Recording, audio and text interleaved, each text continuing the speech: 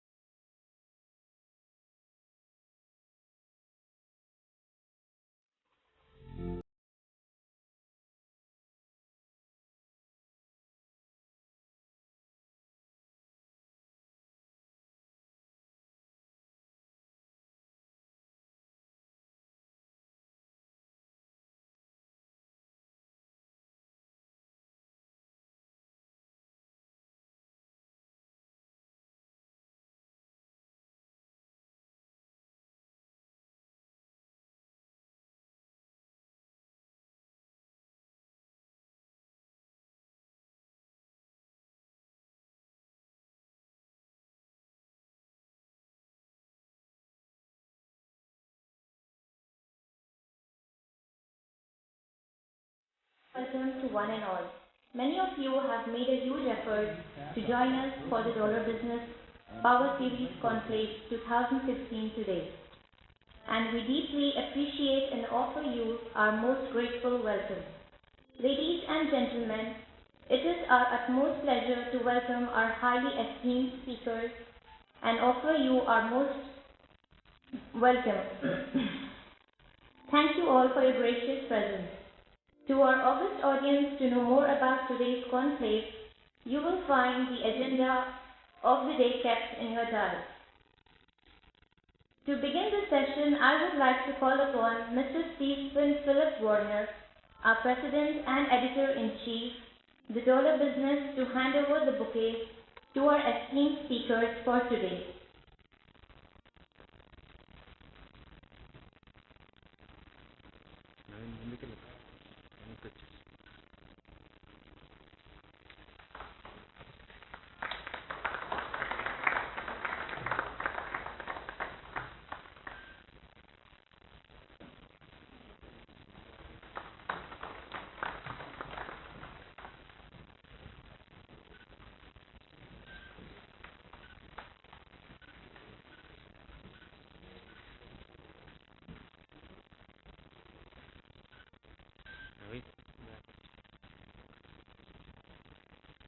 May we now request our respected guest of honor, the beautiful Miss Upasana Kamineni, to please come on stage and light the traditional lamp and address the audience with her kind words.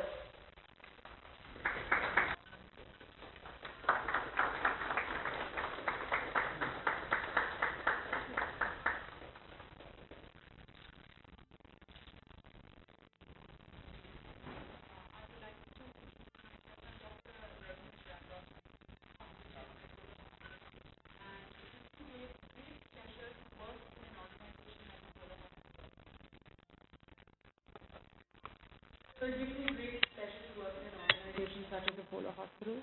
We have, I don't have a family of 4 or 5, but I have a family of 72,000 members, and I'm really happy to be part of it. When people talk about import, export, there's a lot that goes on in Apollo Hospital. I'm from another industry, I'm from the service industry, but this import and export means a lot to us. Make in India is such a great initiative by Prime Minister Modi, and I'm so happy that state governments are so enthusiastic towards it, because 70 to 80% of our equipment comes from abroad, resulting in a higher price. If we made all this in India, at least some of it in India, it would result in a cost reduction, which we could transfer over to our parents, our patients, resulting in a much lower cost and much lower bills for them, making healthcare more affordable. Everyone comes to India for healthcare now. That's what we want to position ourselves as, the medical healthcare destination of the world. And so if we could do this, I think we could attract more and more patients. Right now, our hospitals, if you walk in, you'll see a lot of people from the Arab countries and a lot of people from Africa. But slowly we are getting in more Russians, more Europeans, more Americans coming in, which gives us great pride that, we can serve the world. You have a great day ahead of you. Thank you all. Thank you, ma'am, for your inviting us on Make in India initiative. I request Mr. Warner to hand over the token of appreciation to Ms. Upasana Kamineni.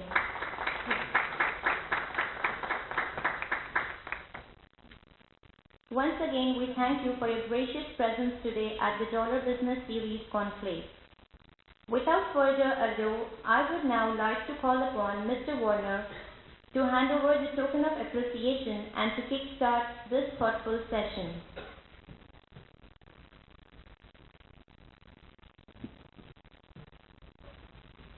Before I dwell upon the issue for the day, allow me to give you a cursory tour of the Dollar Business platform and the central idea behind the Dollar Business Power Series Conclave. But before that, I would like to thank our very special and esteemed panel of experts for sitting here amidst us. And they've come all the way from Delhi, Mumbai, Bangalore, just to make this event worth its expectations. and the excitement of our wonderful guests and media friends sitting in front of me. And thank you, dear guests, for your energy, excitement, and enthusiasm. So before I move on to discussing dollar business, I would just like to throw a couple of numbers at you. About 30% of us present here under this roof today have traveled more than 500 kilometers just to be here for this session of just about a couple of hours. And say another 1/5 have traveled all the way from North India to attend this conclave in South India. Now, why am I throwing all these numbers at you? Is it to celebrate much beforehand the success of the inaugural edition of the Dollar Business Power Series Conclave? Obviously not. Absolutely not. Two reasons.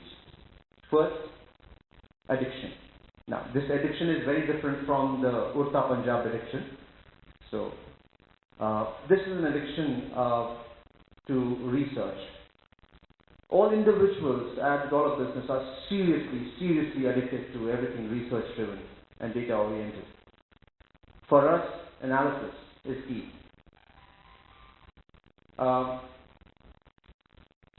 Browse through our website or flip through the pages of our magazine, and you'd realize that we've still not mastered the art of stitching together speculations and presenting them as award-winning articles with misquoted comments from industry experts. We don't believe in sensational. We are serious. We're serious about the business of foreign trade. So, be it our Senior Assistant Editor, Cecil Pradhan, who is present in this room today, be it him covering all possible ports across India. Last week he was at Pipavav in Gujarat, where lions roam the streets at night. Or be it that, or be it our very own editor, who is also in this room, Manish Pandey, suddenly deciding to fly off to China just because he feels that Make in India is an initiative that will give the Chinese super monster factories a run for their money. We believe in a logical, judicious mix of analysis, research, and field study. Second reason, faith. Faith of the dollar business in India's export manufacturing capabilities. Faith of our co-founders and our directors that an honest platform can make a serious difference in the lives of millions of those in the Indian export-import fraternity. Faith of a small group of research addicts that a couple of numbers that I threw at you initially can show the kind of energy that this initial edition of the Power Series has created.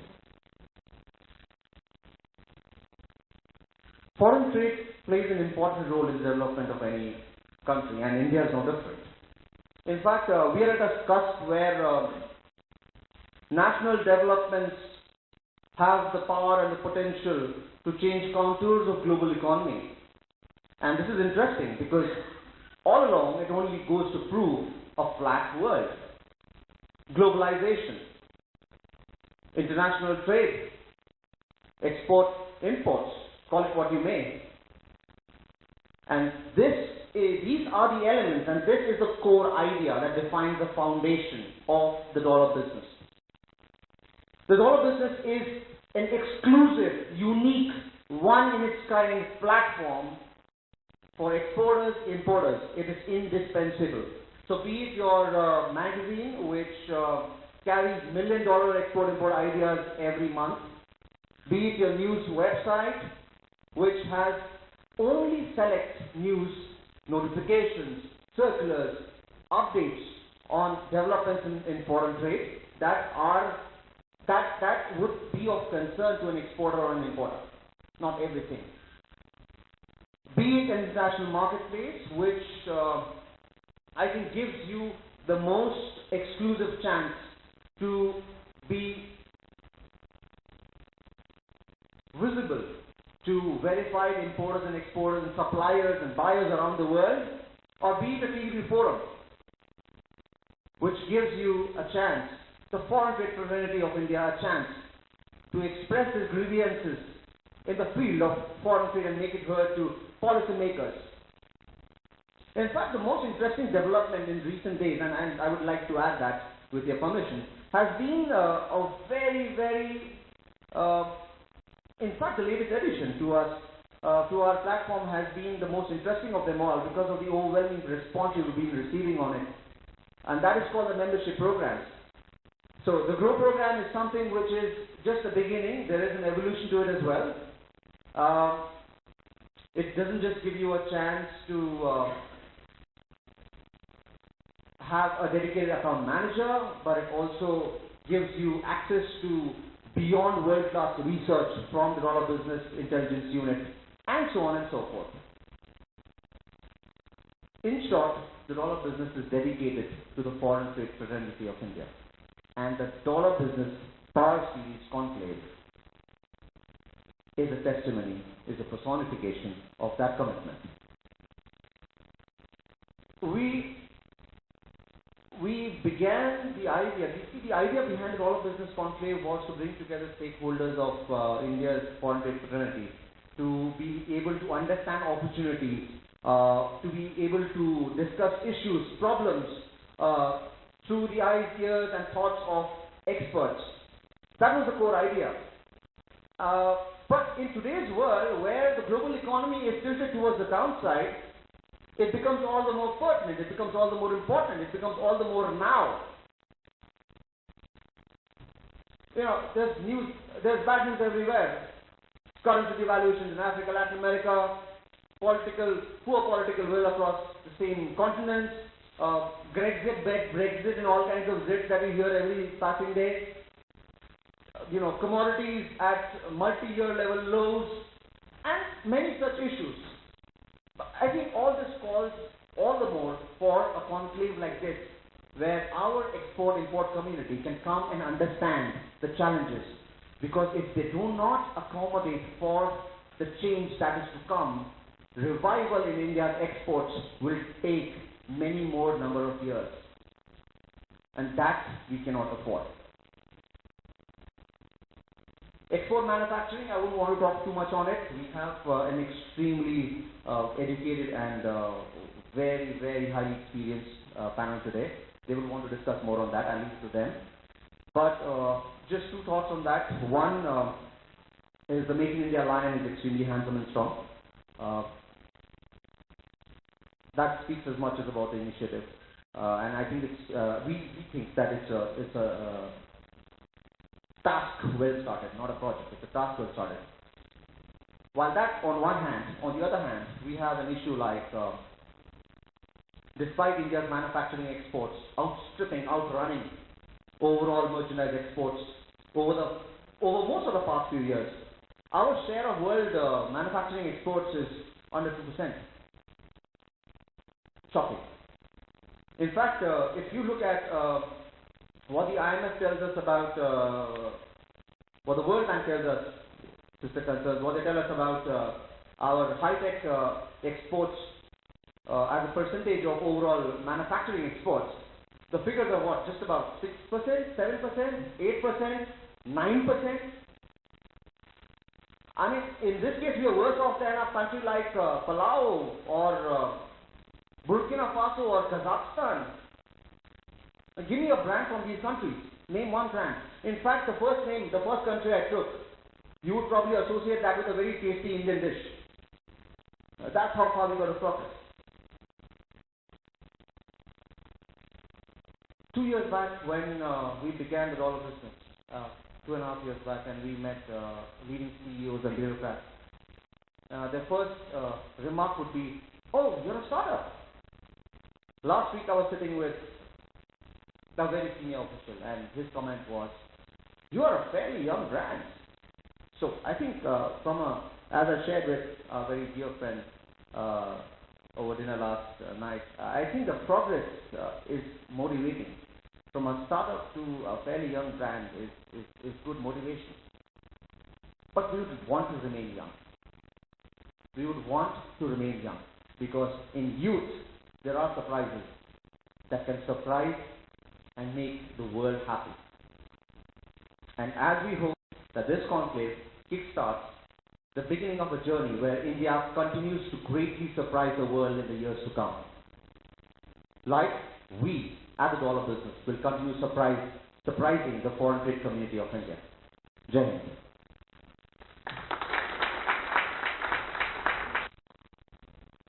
Thank you, sir, for giving us that wonderful insight on foreign trade through the eyes of the dollar business.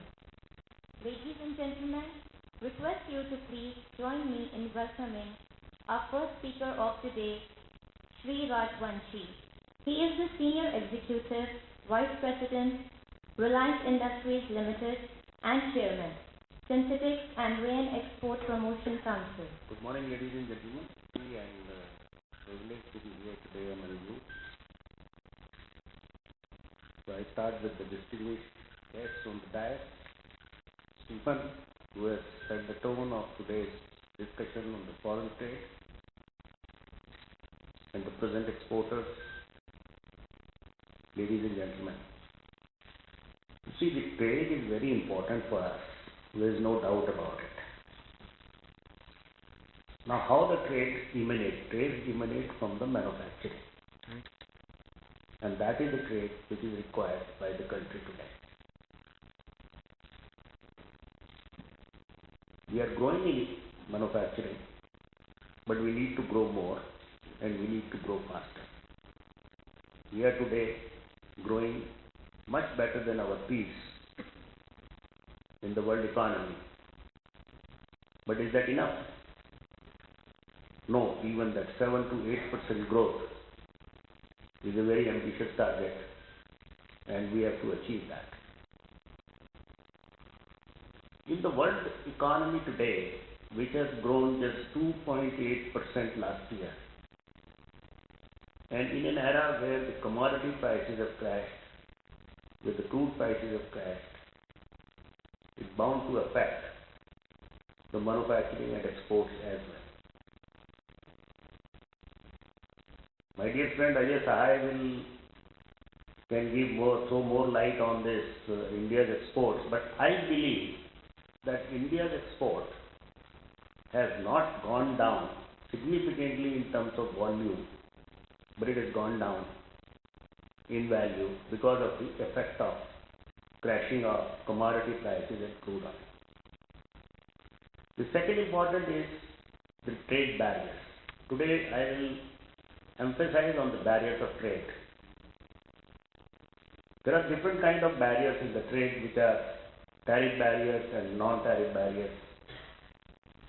Tariff barriers are the barriers where the countries impose the duties, addition duties, anti-dumping duties, anti-subsidy duties or safeguard duties.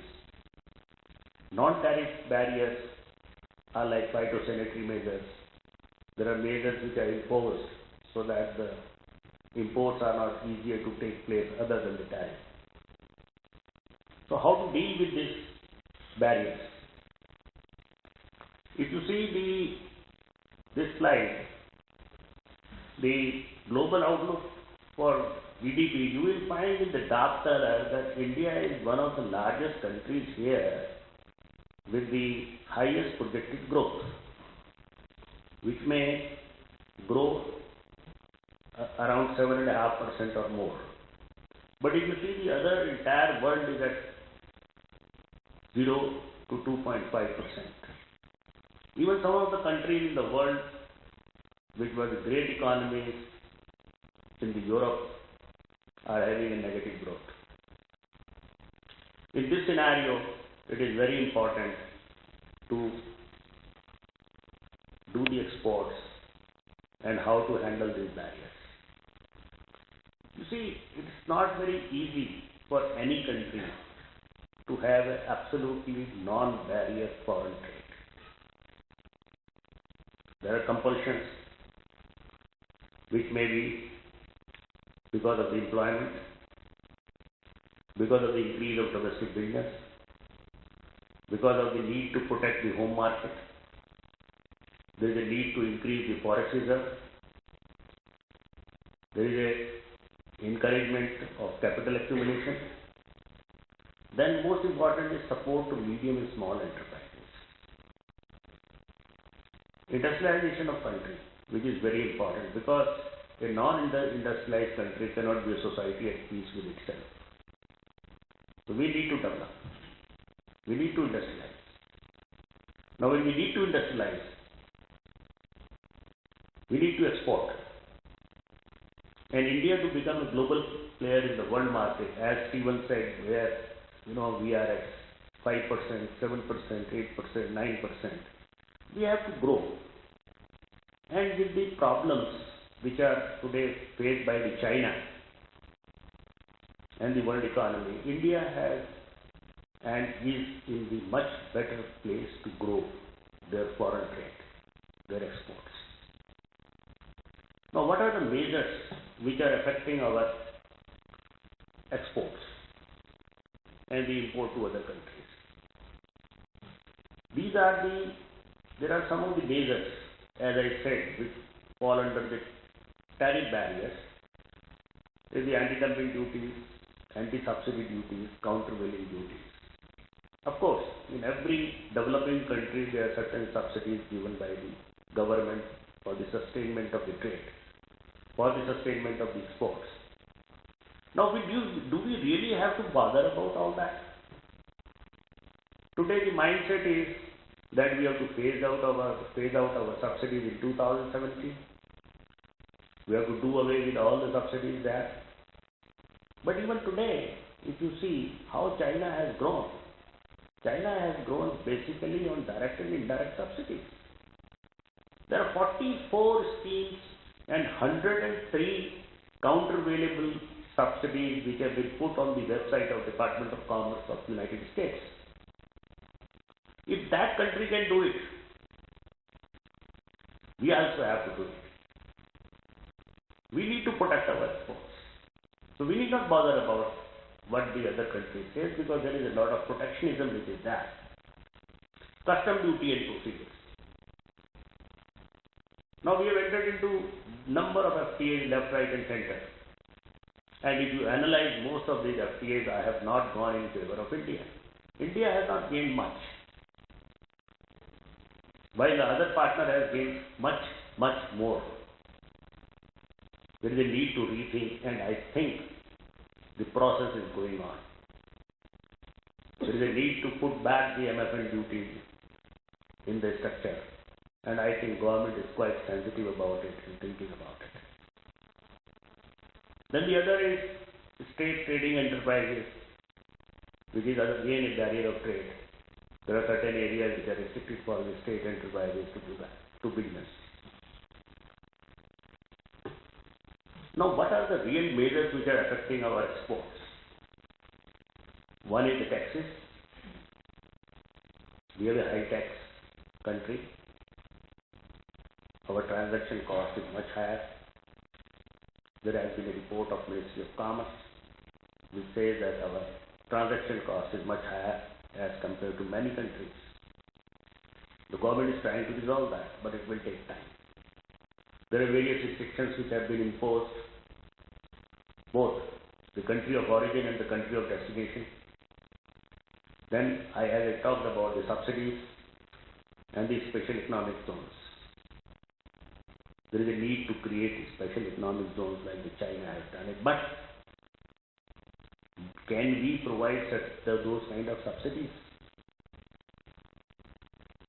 But to sustain in today's world, we need to do that. Now, what are the measures affecting our production and trade? One is a regulatory framework. We still have a very stringent regulatory framework. You need to have number of compliances to manufacture. You need to meet a lot of requirements even to export. Although DGFT has taken various measures in streamlining and easing the various measures, but still one has to undergo various kind of measures. Then there are technical barriers to trade. As I mentioned, non-tariff like sanitary and phytosanitary measures. You won't believe it. There are a number of cases which has been imposed by the country that this has to be fumigated in a particular manner to export. It is nothing but like the mangoes.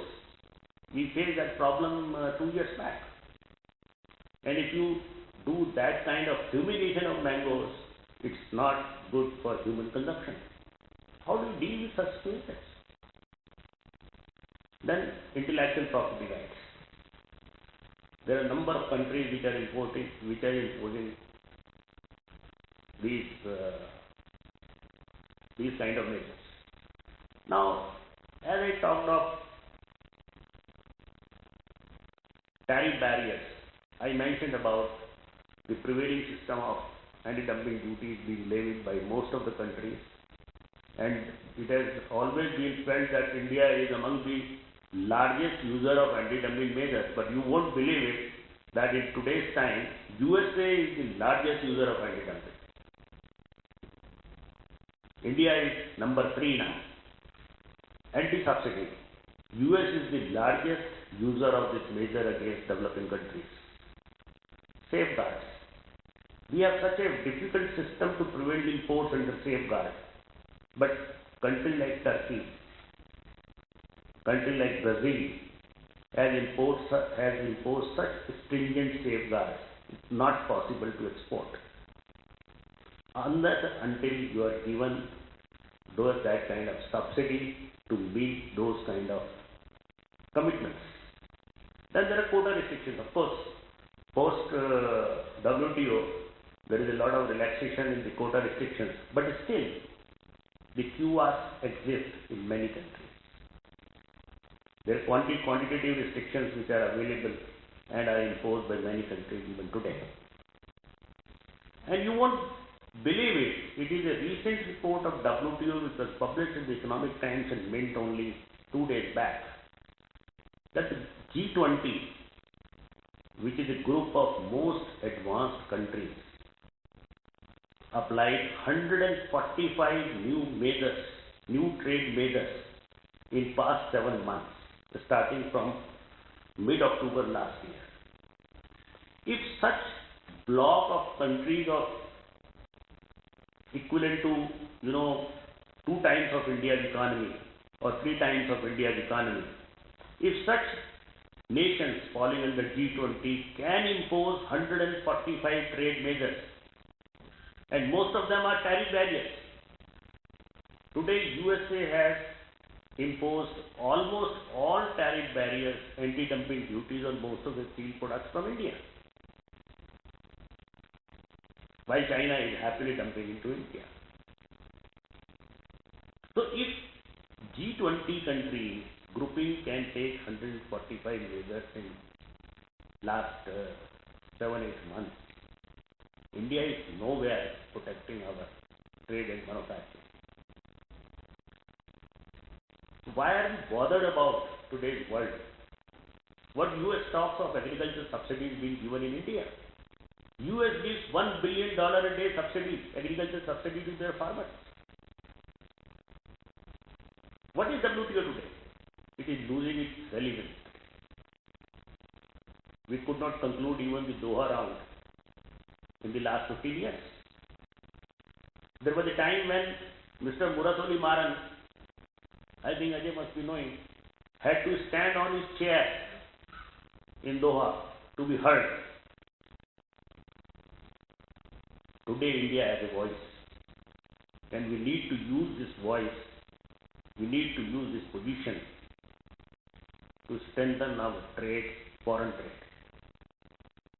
And only when we strengthen our foreign trade, we will grow our manufacturing. As Stephen mentioned about Make in India initiative, it's a good initiative. Today, I was asked a question about the export of human hairs. We are sitting today in a state which is the largest exporter of human hairs, raw human hairs to most of the world. But has that Make in India campaign has gone from center to state? Fine. Has it gone from state to district level and village level? What is required to be done? You have to just set up a unit or few units or even 50 units in Tirupati to convert those raw human hairs into the fashion hairs. That is the Make in India initiative, which is to be taken by states, and that initiative has to percolate to district and village level. Then only the manufacturing in India will really get a boost.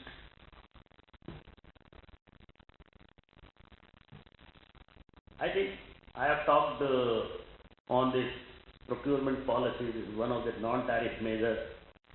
Today, the EU wants us to allow them to participate in the public procurement. We have signed FTAs about the goods in trade. But have we made any progress in the services and the investments? No. We have to do that. Then standards. The non-tariff barrier, one of the non-tariff barriers is REACH. If the people who are dealing in chemical must have heard about it. That is the most complicated method which is going to be applied on textiles now.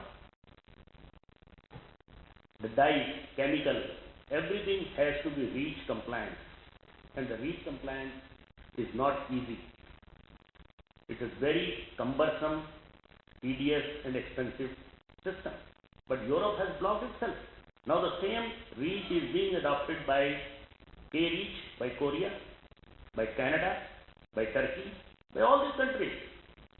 And in India we have all the chemicals being dumped here. We could not develop a chemical evaluation, assessment, regulation in last 15 years, despite our best efforts. We need to create that to protect our trade, our manufacturing in India. And we have to fight that out in the foreign world to boost our exports. That is what is required.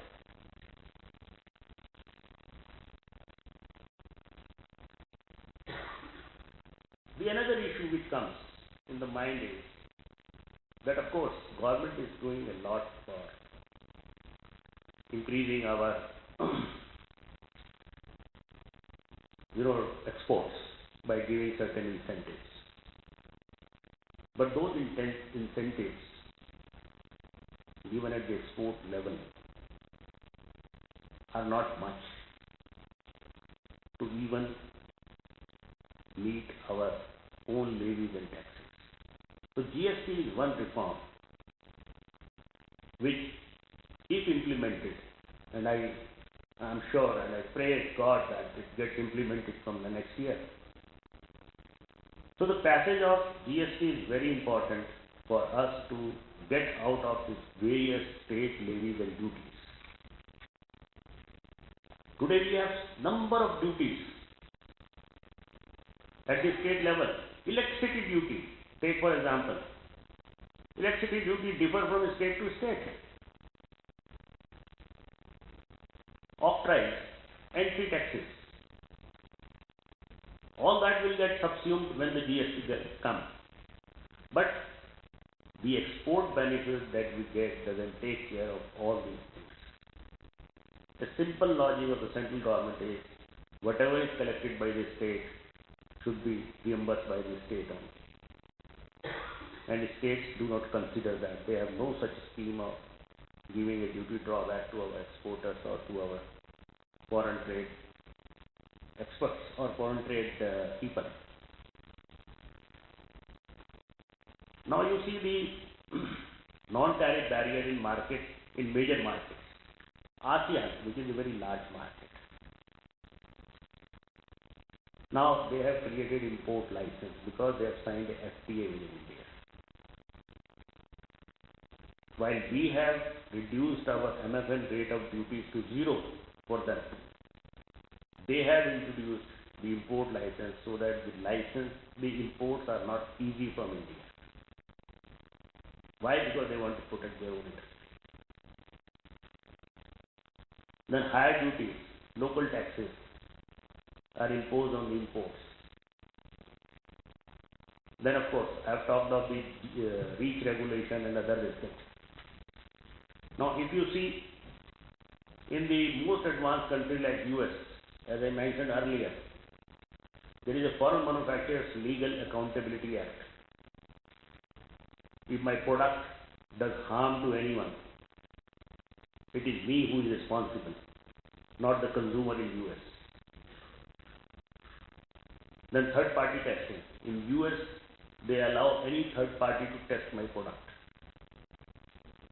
And if it finds a negative result in that, that is banned for imports. As I mentioned about Turkey, is one of the growing economy as far as the consumer goods or textiles are concerned. But they have imposed such high local taxes that they have imposed additional duties on import of textile products from India. Pakistan was much ahead of us. Bangladesh was much ahead of us to have a bilateral dialogue with Turkey. Malaysia was much ahead of us to have a bilateral talk with Turkey, and they entered into FTAs which are suiting to their country. Today they export, but India cannot. Because so far we have not initiated any bilateral dialogue where we can benefit. We have entered into a FTA with Korea where we got zero benefit. It has all tilted towards Korea. We are going for RCEP. Tell me, what is the need of RCEP when the 75-80% of the countries we have already the bilateral agreements? Let's not move in a quid pro quo situation that TPP has come, so RCEP should come. What is new in RCEP except China? And we have seen the effect of FTAs we have entered with other countries who are part of the RCEP, except New Zealand and China. Are we ready to meet the Chinese challenges? China today gives 22% subsidies for exports. Do we give? They have surplus capacities in most of the products, be it chemicals, petrochemicals, be it textile, be it consumer goods, be it television, electronics, everything they have surplus capacity. They are asking for zero tariff, and they are ready to give zero for zero. But what would it benefit?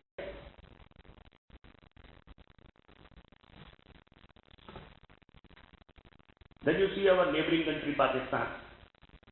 We were very eager to give them the MSN status, which Pakistan has still not given to us. We are fighting and it will never give.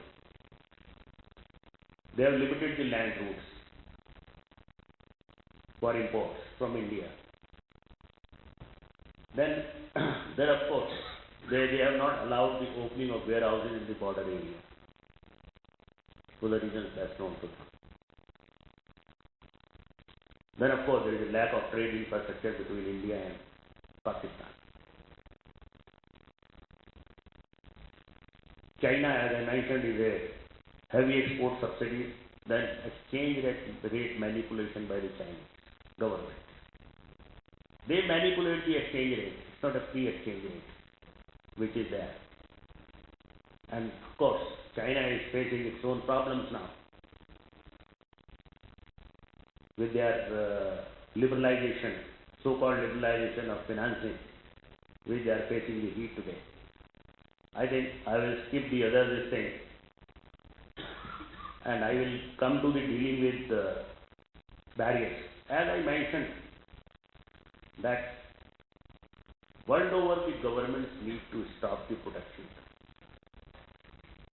And if they don't stop the protectionism, then India has also to protect its own interest from the onslaught of imports. Today we don't have a current account deficit in our favor, despite the reduction in the commodity prices, despite the reduction in the crude oil prices and the gold imports. We still don't have the current account deficit in favor of the nation. Then we need to ask to open the market to enable competition among suppliers. There are many countries who have not opened to the competition of foreign suppliers. the certain items that they have reserved, they have put higher duties on that. But India has accelerated the reduction in duties. That was a need of hour at that time. But today we need to protect our MSMEs. Very important.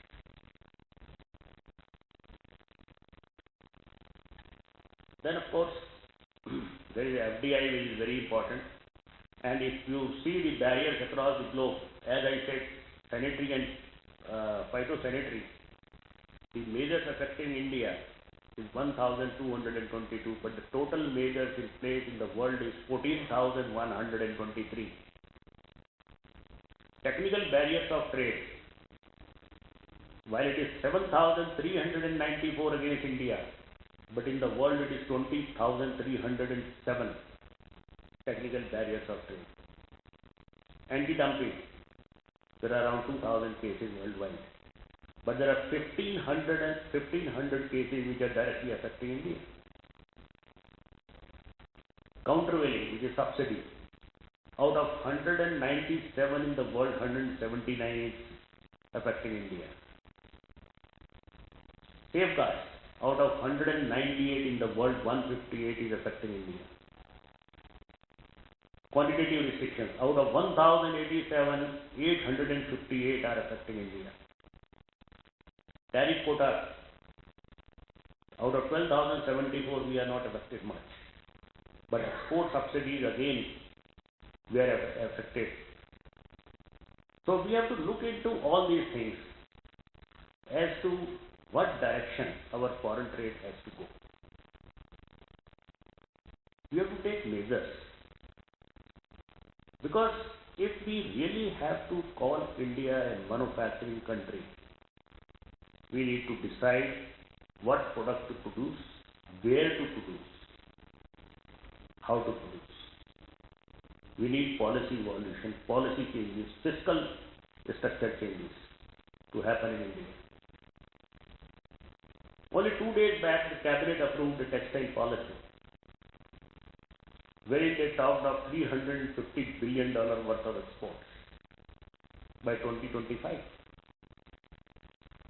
I want my friend in few to ask the government that today in India we have an availability of 11 billion kg of fiber and our domestic size is 110 billion and export is only 40 billion. What will happen in next 10 years? That our fiber availability size will increase from 11 billion kg to 30 billion kg. Out of 11 billion kg, we have 7 billion which is cotton. Will not even exceed by 10%. From where the fiber will come? How have we projected the exports? Let us not set the ambitious targets. Work on hypothesis. We have to work on thesis. We have to look at the reasons how to increase our manufacturing. Because when the manufacturing increases, the trade will increase. And when the trade increases, there is a prosperity, there is a disposable income. India is fortunate enough to have a very young median age of 26 years. That has made India, and the more disposable income has made India a major consuming hub in the world. We need to manufacture. We don't even have a glass of orange juice if 1.2 billion people want to have a glass of orange juice every day.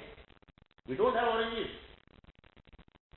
We don't have such cows which can produce one glass of milk to the entire population, which is their right. We need to do a lot, and every one of us has to contribute. With that, I end this thing. Thank you very much.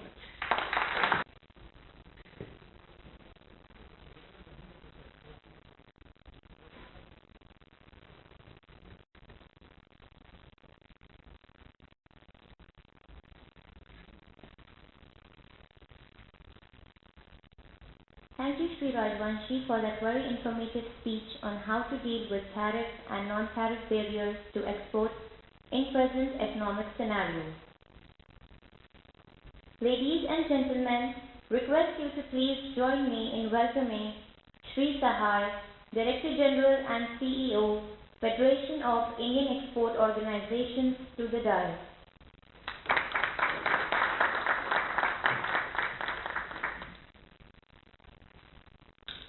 A very good morning to each one of you, dignitaries on the dais, distinguished participants. Let me first thank Dollar Business Magazine for giving me this opportunity, and I would like to compliment them for organizing this conclave on one of the most recent and important topic for Indian economy. I personally believe that Make in India is not a strategy, it is not a mission, it is the need of the hour. In fact, India is one of the such countries which defied the conventional economic transition, where a country moves from agriculture to manufacturing and services.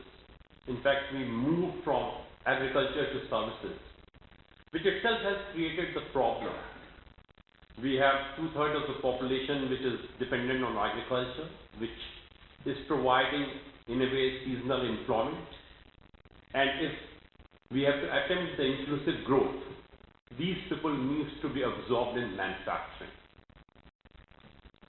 Mr. Rajvanshi has already highlighted the challenges in the manufacturing and exports. But let us see that the foreign trade is gradually becoming a very important segment of Indian economy. Today, international trade contributes to roughly 47% of the country's GDP. We have seen spectacular growth in India's exports when we moved from around $18 billion in 1991 to crossing over $300 billion in 2011-12. It's a growth of 15 times in 20 years, which is definitely mind-boggling. It's under the fact that we continuously struggled 4 years thereafter, and in fact in last financial year our exports have come down to $260 billion. Though of course they are a global factor, but I am one who believes that at least we can address the issues on the domestic turf. Global factor will take their own time to settle down. I have very structured presentation so that we can have this pinpointed discussion. I will be making a quick presentation on that. As I told you that exports have become an important segment of GDP also. When we started the first series of economic reforms, exports accounted for around 8% of the GDP. Today they account for over 20% of the GDP. The goods exports, which at that point of time have just 0.4% of the share in the world trade, in 2015 their share has come down to 1.6%. In fact, in 2014 we have 1.7% share. But since global trade declined by around 13% and our exports declined by around 16%, in merchandise sector our share at the moment is around 1.6%. In the services also, our share has moved from 0.6% in 1991 to over 3% in 2015. And we have seen that India's share in services exports have moved 5 times in this period, whereas we have around 4 times movement in merchandise sector. And that clearly shows that we have done exceedingly well in services sector, and we have to take a lot of measures to push our merchandise sectors of exports. We did a very quick analysis of India's exports recently. In fact, out of 12,000 tariff line at the 6th digit, India's exports are only in 5,900 free tariff line. So we are not exporting in roughly 50% of the tariff line. But what is important that out of 5,900 free tariff lines, only 360 tariff lines contribute to 80% of India's exports. That shows there is huge scope for diversification of our exports. And our analysis was based on 2 factors. We analyzed those exports where we have revealed competitive advantage of more than 1%, which means that we are globally competitive. We also did an analysis of the products where we have revealed competitive advantage of less than 1%. And what we have observed that out of around 283 products where we have RCA of more than 1, we have done exceedingly well in 135 products. And in 153 products, our exports have declined. And this decline is close to $130 billion. Though overall decline in India's exports is around $60 billion. That means those products where we are globally competitive, we have lost major share in the market, and value of those goods have also come down. The good news is that in around 30 odd products where we are not globally competitive, our value of exports have gone up, our share of exports have also gone up. That requires a proper strategy by the government to promote those sectors of exports also.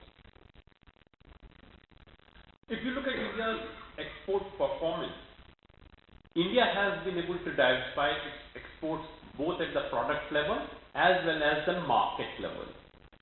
20 years back, textile, gems and jewelry, agriculture products were the three top items of export, contributing to over 50% of the exports. And now we have engineering goods, we have petroleum products and chemical including pharmaceuticals, which contribute to over 50% of India's exports. If you look at the market, we moved away from advanced economies of US and Europe. 20 years back, North America was accounting for around 22% of India's exports. EU was accounting for 28% of exports. Today's North America share has come down to 15.1%. Europe share has fallen further to 15.9%. But at the same time, India's export to Asia countries have gone up from around 42% to around 53%. In Africa, we moved from a share of around 5% to over 10%. In Latin America, where prices have fallen and our export have suffered, we have moved from around 1.6% to 3.7%. So, both in merchandise product sector, we have been able to diversify it. But in services sector, first of all, IT and IT-enabled services still contribute to roughly 60% of India's services exports, which itself is not a very good sign. We have huge competitiveness in other services also, and we need to look into pushing into exports of those services also. But in services, our exports are by and large in advanced economies also. If you look at the software, more than 50% of the total software is exported to US only. Close to 30% is to the EU. We need to diversify into other markets, even for IT and IT-enabled services, and that is true for other services. The other issue where Make in India also comes in is the share of manufacturing in India's exports. 20 years back, share of manufacturing in India's export was around 80%. Today, it has come down to 67%. China, at the same time, has a share of 90% of the manufactured products in their exports. Mr. Rajvanshi talked about, or the earlier speaker talked about the high technology exports. The problem of India's exports is that around 60% of the world trade is happening in electronics, office equipments, which includes electronic hardware, petroleum products, and food, where our share is just 0.4%, which shows that we are not major players in those sectors where major trade is happening. It gives us satisfaction that we have 1.6% share in world trade, but where major trade is happening, our share is extremely low. We need to understand those sectors and try to build domestic capabilities so that we can go for quantum jump in India's exports. Naturally, the global slowdown, commodity prices, volatility in exchange rate has affected India's exports. A lot of people talk about rupee depreciation and appreciation and linked it with India's exports. Historically, this has never been true. There were years when Indian rupee was at 40 and we recorded 22% growth. There are years when rupee depreciated by over 15%, including 11% which has happened recently, and we recorded a negative growth. India's exports are more akin to the growth in the global trade. Whenever the global trade has done well, Indian exports have performed well. In fact, there is a 1:3 relationship between the growth in the global trade and growth in India's exports. So let us not look at depreciation only as an effective tool to promote exports. I do agree that depreciation has a role to play in making your product competitiveness, but with certain limitations. In exports, we are looking at very challengeable target of $900 billion by 2019-20. In 2015-16, my export was close to $200 $265 billion for merchandise and $160 billion for services. That puts the total exports to around $425 billion. If in 4 years' time I have to reach $900 billion, I have to record a compound annual growth rate of more than 21%. Of course, India has recorded this kind of growth in the past, but then we were supported by growth in the global trade, which is not happening. So $900 billion target at the moment is quite challenging. And there we are looking into the new initiative that the government has taken to make exports competitive. And let me tell you that I personally feel that it is the manufacturing alone which can sustain India's exports. And when we look at the 4 years continuous decline in exports, let us look at India's manufacturing performance also in these years. In 2013-14, manufacturing declined by 1%. In 2014-15, manufacturing grew by 1.1%. In 2015-16, it grew by just 3%. When we recorded 20% plus growth, manufacturing was growing at around 8% plus. So unless manufacturing grew in India, I'm not sure whether we will be able to sustain exports and look at the target which the government is fixing. But good news is that now we have Make in India, which identified 25 sectors, and many of the sectors are the export-centric sector, and some of them are definitely sectors which could be winner in the long run. We have also tried to focus on Skill India, which is very much required. I personally feel that it will be a combination of Make in India, Skill India, Digital India, and Startup India, which will help the exports in the long run. Other part of the strategy would be the rationalization logistics cost. Boston Consulting Group has carried out a study which shows that India is the second most competitive country in manufacturing, so for cost within the factory is concerned. We are not competitive because of our inefficient logistics chain. A cost of carrying a container from hinterland in northern India to JNPT port costs around $800. You can export the same container from JNPT to any port in the Western Europe at $180. Buyer is willing to pay you for the overseas trade. Buyer is not willing to pay you for inland transportation. The logistics cost in India is around 14% of the GDP. Even the advanced economies like US and EU, their logistics cost is around 8 to 9% of the GDP. But the good thing is that this government, which has focused on infrastructure, is going to address this issue. We are looking at huge investment in the industrial corridor, north-south corridor, east-west corridor, double-decker train on these corridors are expected to bring down your logistics cost to a large extent. There has to be focus on skill development. UNCTAD 3 days back has released a study which says that 95% of Indian workers are unskilled or semi-skilled. How you can produce a good product when the skill level is so low? How China has conquered the world? It is just the productivity which has come from upgradation of the skill. Same labor produces for a certain sector 3 units of pieces, where in India, even if you assume that the wages costs are half, he produces just 1 piece. So how you are competitive when you are talking about the labor? We are not at all competitive because price ultimately is price per unit of the product. And I have been told that in China, they always upskill the labor. So if you are doing X quality of job, they will upskill you for X plus job. And in India, we are not skilling up our labor. I hope that the new skill development mission, which talks about skilling 15 million people by 2022, will take off. If that happens, it will increase the skills of the workers across the globe. Reduction in transaction costs, Mr. Rajvanshi has taken it. Government of India's own admission puts it between 5 to 8%. So if you apply it on an import-export of around $700 billion, it translates between $20 to $30 billion. If the government, by taking various initiatives, can reduce it down by around 50%, you provide a support of $10 to $15 billion to foreign trade without any cost to exchequer. This government has taken to definitely drastic measures.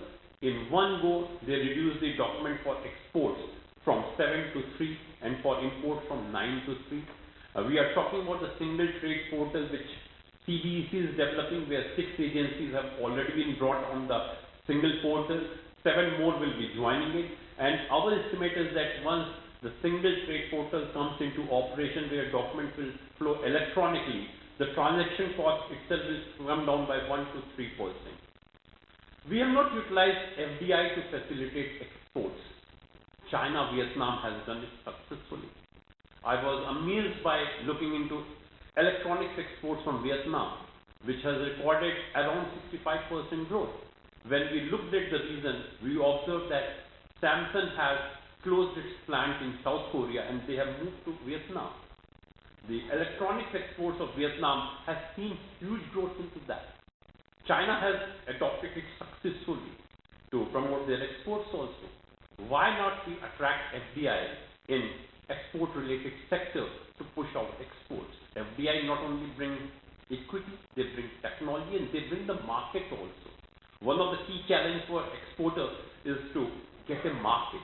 But through FDI, you get a market also which is easily available. We have not used lines of credit as a tool to promote our exports. Though, of course, Exim Bank of India has extended line of credit of $7 billion. I was just looking at how Korea, Turkey, and Japan has moved into Iran once the sanction has been lifted.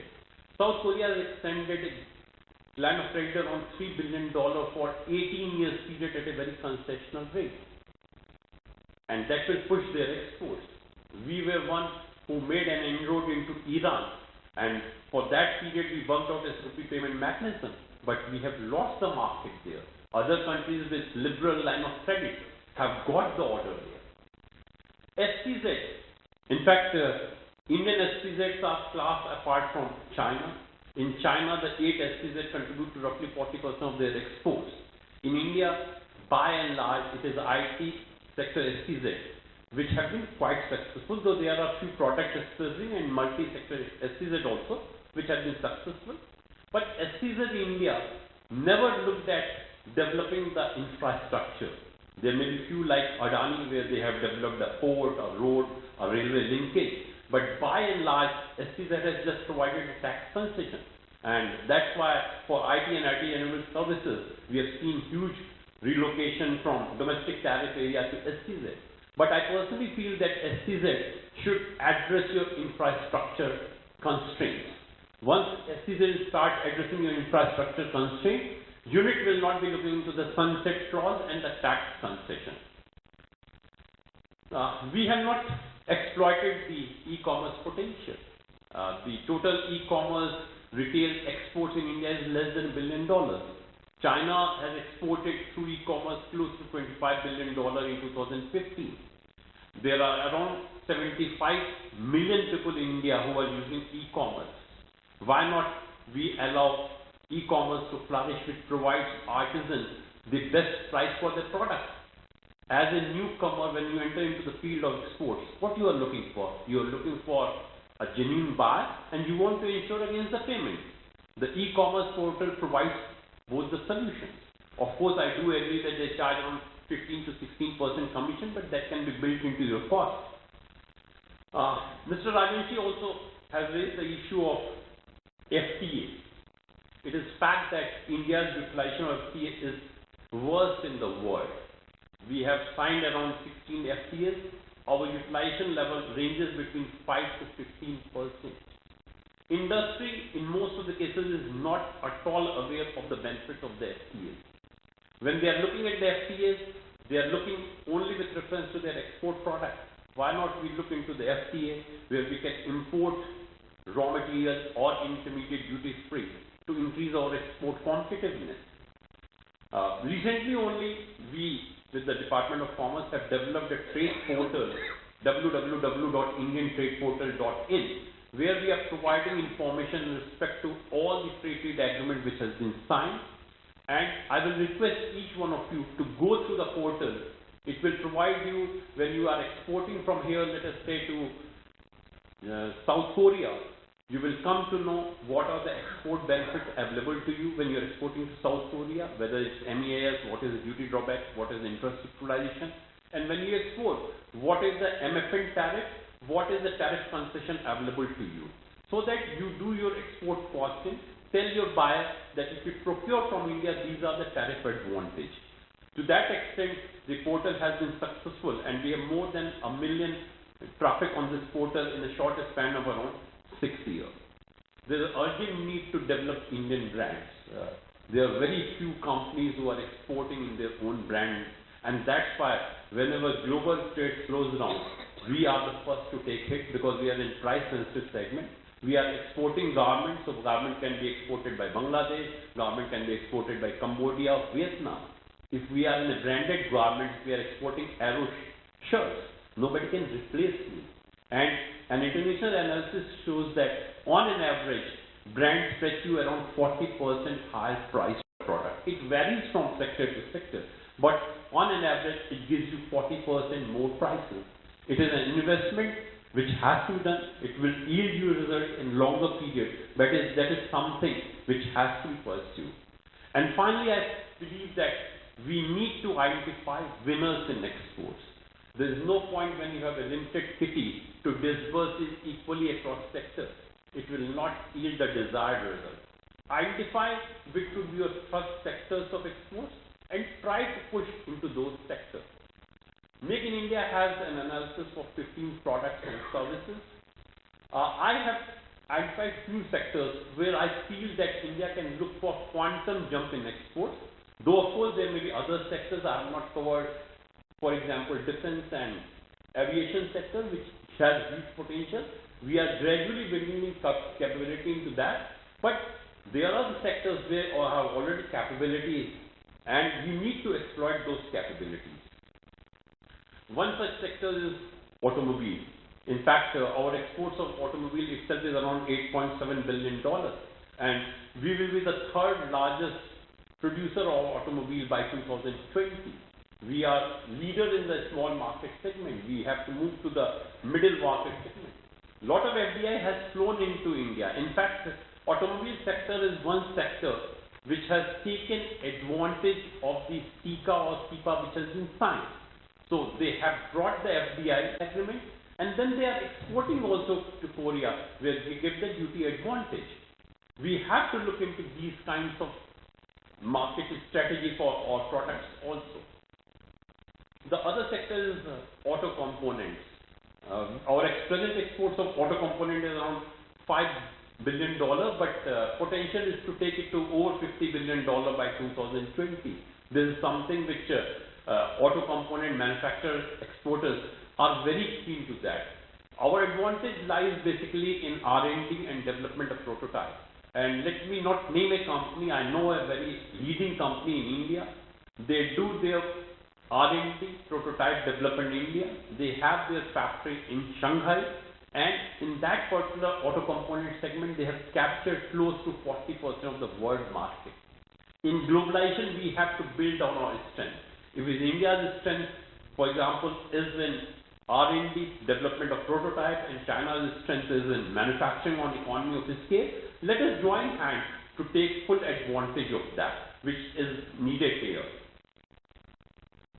The third sector is of course pharmaceuticals. Our exports of pharmaceuticals presently around $16 billion. Out of that, $4 billion is bulk drug and intermediate, and around $12 billion is formulation. But there is huge scope for that. In fact, if you look at India's exports, we account for 10% of the total volume, but just 1.5% in value terms. Our pharmaceutical is roughly 1/6 of the price at which European countries are supplying the same pharmaceuticals. We need to build a strength into that and go for aggressive marketing into that. I know that in European Union we have some challenges, but the industry should take confidence from the fact that government has set aside the ECA negotiation to put pressure on the government to resolve the issues for pharmaceutical, and I'm sure that very soon they will be coming back on the negotiating table after addressing that. The next one sector is biotechnology. We are the top 12 biotechnology destination in the world, and our total biotechnology market is all set to grow to around $70 billion. We have the advantage of the skilled manpower. In fact, out of 500 Fortune 500 companies, 300 have their R&D based in India. That shows huge interest which they have in India's R&D. And in biotechnology, it is only R&D and R&D which can fetch a huge amount of exports. And therefore, we have to work on that. Next is, of course, textile. We have the advantage of the raw material. I do agree with him that there is constraint on the raw material side, and I fully appreciate his view that it will not be possible for us to take our export from 40 billion in 2015-16 to 300 billion by 2024-25. It requires a compound annual growth rate of around 26% plus, which will not be possible unless we are able to attract the relocation of industry which is happening in China. Many of Chinese companies are going to Cambodia, Vietnam, Bangladesh. Some of them in the spinning sectors have come to India, but there is need to bring those in the weaving and garmenting sector also in India. If that happens, there may be chance to reach that level of exports. Otherwise, it looks difficult at that moment. But we are all set to increase our exports of textile and garments in a very big way. And once that happens, I think it will have excellent spin-off effect on the employment as well. And the last one for me is the food processing. In fact, India is the second largest producer of food and vegetables. But we are value adding only 3% of the total food and vegetable production. China is having 30% share in the world trade. Our share is not even 2%. We have new policy initiative which has come. We have provided 100% FDI in the food processing sector. I'm personally very sure that this is sector which is all set to give this dividend. So these are the sectors in my analysis. Besides this sector, I think we need to focus on the services also. We have huge advantage in the services. At the moment, most of India's services are in mode 1 and mode 3 only. We have to capture all mode of services. I know the issues in the mode 4 where visa itself is a problem, but since India has extended the visa on arrival facility for tourism purpose, we are sure that gradually it will translate to business visitor also, which will be reciprocated as well. So we need to build on our strength in services, and I'm sure that in services sector, we can easily reach our share to 10% of the global trade by 2025. So with these words, thank you once again.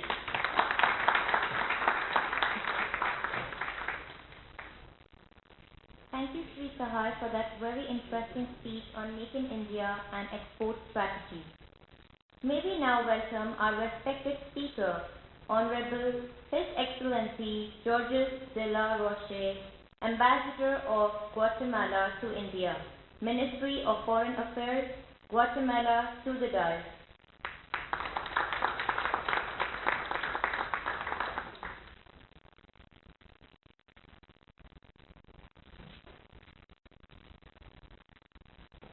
Good morning, everybody. Thank you very much for having me here as a speaker. It is absolutely my pleasure and honor to be here in Hyderabad sharing these moments with you. I would just like to take a moment here, if I can open this presentation. Can you see that on your screens? I'm delighted and truly honored to be a guest speaker at this Business Power Series Conclave in India's 5th largest city of Hyderabad. Allow me to say that ever since I first laid eyes on the Dollar Business magazine, I knew it was a quality and top-notch publication. The amount of useful facts and figures that one can learn from it is truly awesome and inspiring. I would like to thank Mr. Stephen Philip Warner, President and Editor-in-Chief of this very special invitation. Thank you so much, Stephen. It's really fabulous to be here. So I have made a fancy title for the presentation I want to share with you today on the need to grow India's relations with Central American nations to increase two-way foreign direct investment, to also increase bilateral commerce. However, I decided at the very last minute to change the name of the presentation and to call it From Roti to Tortillas, Tacos, and Back. And I hope you will see why that is.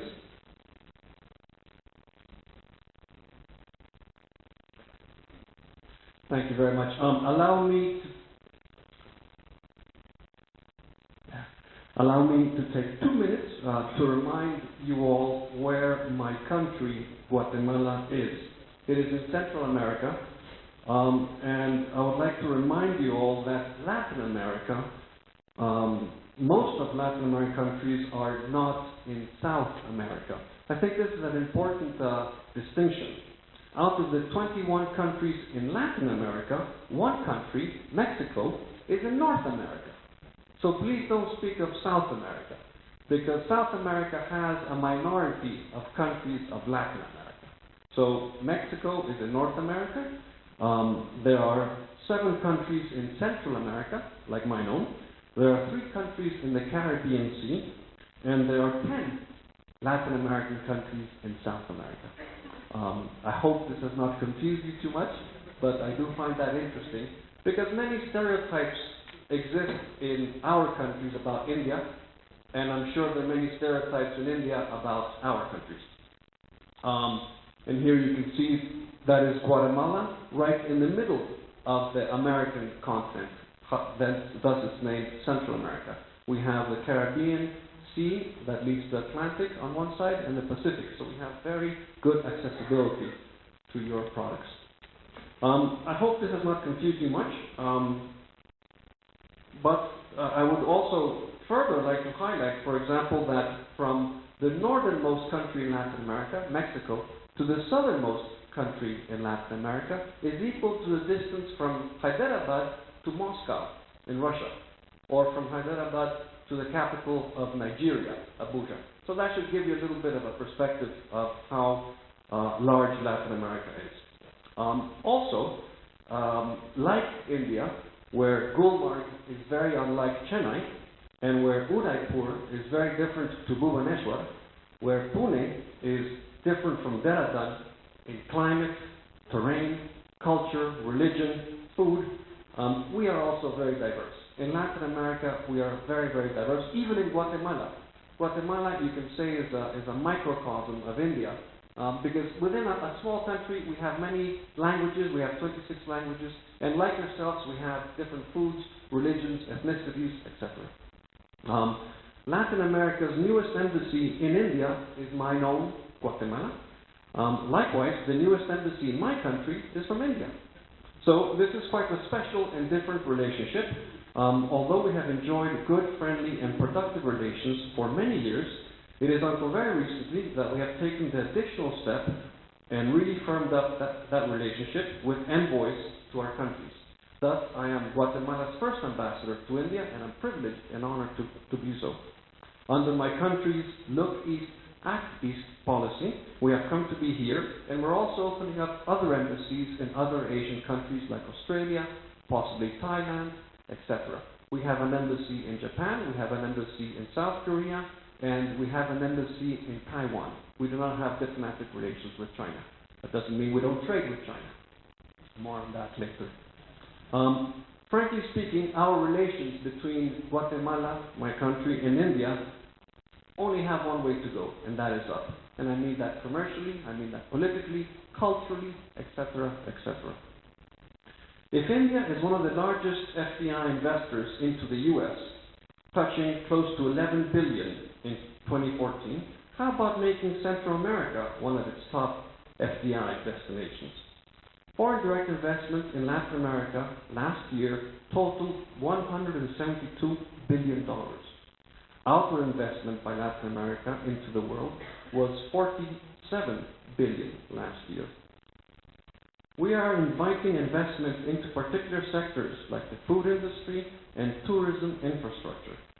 I will make a pause here and mention that India is quite unknown in Guatemala, and my country is also quite unknown here in India. However, I'm always very curious to know why a tourist or a citizen or a person in Guatemala can enjoy many sorts of international cuisine. In Guatemala, you can have North American cuisine, South American cuisine, Italian, French, Middle Eastern cuisine, Chinese, Japanese cuisine, Korean cuisine, even Mongolian. But please tell me, why are there no Indian restaurants? This is something that I think we're missing out on, because your cuisine is truly delicious. Why is it we cannot have in Guatemala nice roti, boiled egg masala, your famous rice biryani, lamb rogan josh like I had last night, delicious, fish curry, kofta balls, jalebis, kulfi, halwa, etc., etc., etc. There's a huge opportunity for Indian cuisine in our country. It is frankly unknown, and I think it's a very big opportunity. Let me see if I can show a little.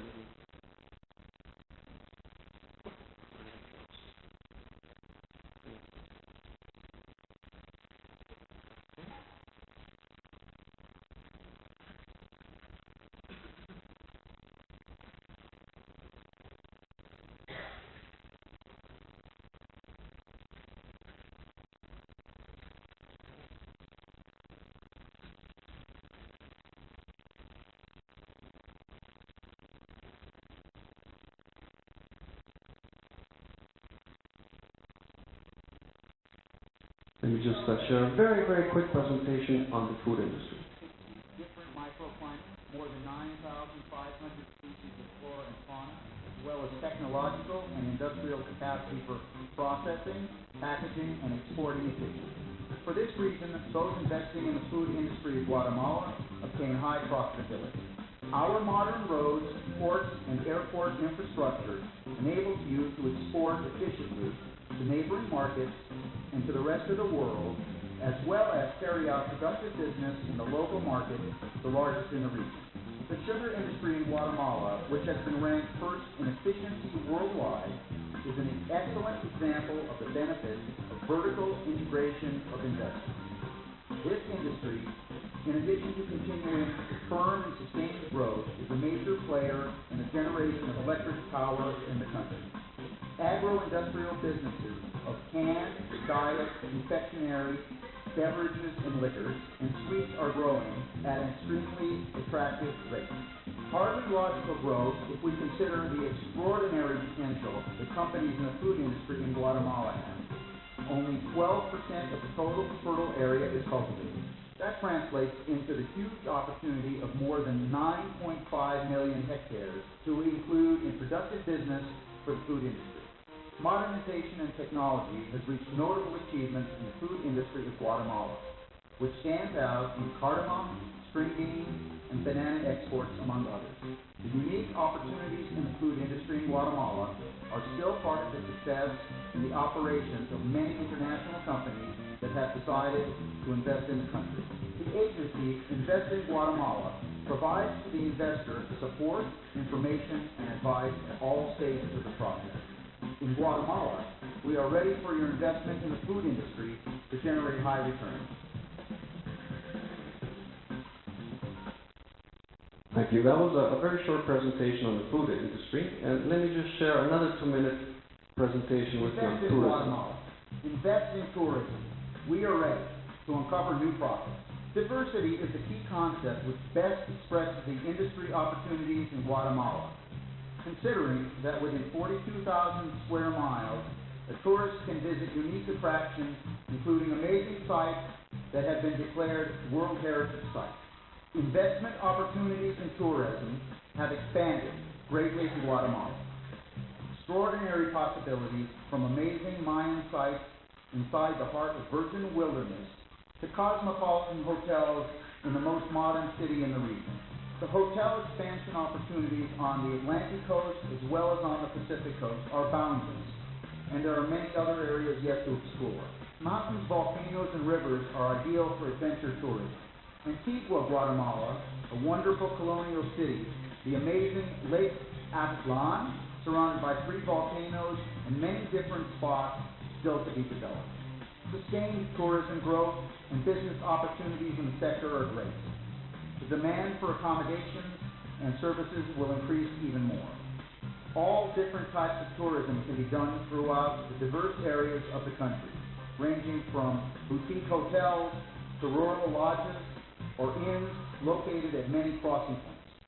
The average stay of a visitor in Guatemala is 7 days, which is an indicator of the unique tourist sites available in the country. This industry produces about $1.5 million yearly and has shown an annual growth of more than 7%. Some of the most important international hotel chains are taking advantage of these opportunities, which will yield higher profits for them. The agency Invest in Guatemala provides investors with support, information, and business consultation throughout all the steps of the process. In Guatemala, we are ready for your tourism investment to generate higher returns. Thank you very much. Tourism is one of our largest industries in Guatemala. In fact, 50% of the tourists that come into my country come from neighboring countries because we're such an attraction with the Mayan sites. We have ancient civilizations there as well. There's always a misconception of the distance between India and Latin America for trade. So for those Indian businessmen who still have that as an issue, that distance factor, here are some eye-opening facts. India exports to Guatemala $255 million US, which is more than India's exports to neighboring Cambodia, which is 143 million. Both of those countries have the same population, roughly of 15 million. India's exports to Mexico, the country north of Guatemala, 2.8 billion, are more than its exports to neighboring Indonesia and Myanmar. India's trade with faraway Brazil, 6.7 billion, is more than the trade with near Bangladesh and Sri Lanka and Russia. So these are some figures to put into perspective the fact that the distance really isn't an issue. I had mentioned China earlier on. My country does not have diplomatic relations with China, yet our trade relation with them is substantial, bigger than it is with India. Of course, we're just starting off with India as a trading partner. Having said that, we could export more and increase our trade if India opened and liberalized further its market and allowed more goods from our countries at lower duties, as is the case of Guatemala. Our highest import duty for goods from India hovers around 25%, and our lowest is 0, which I'm sorry to say is quite different from the 75% or the 110% duties that India levies on some Guatemalan products. So I think we need to work on this. We have mentioned earlier on FTAs and Foreign Investment Protection Acts and so forth, and we're open to that. We would want to do that. We would like to see India as a trading partner. And I'm going to show you a slide regarding how many free trade agreements we have as a country and as association of countries.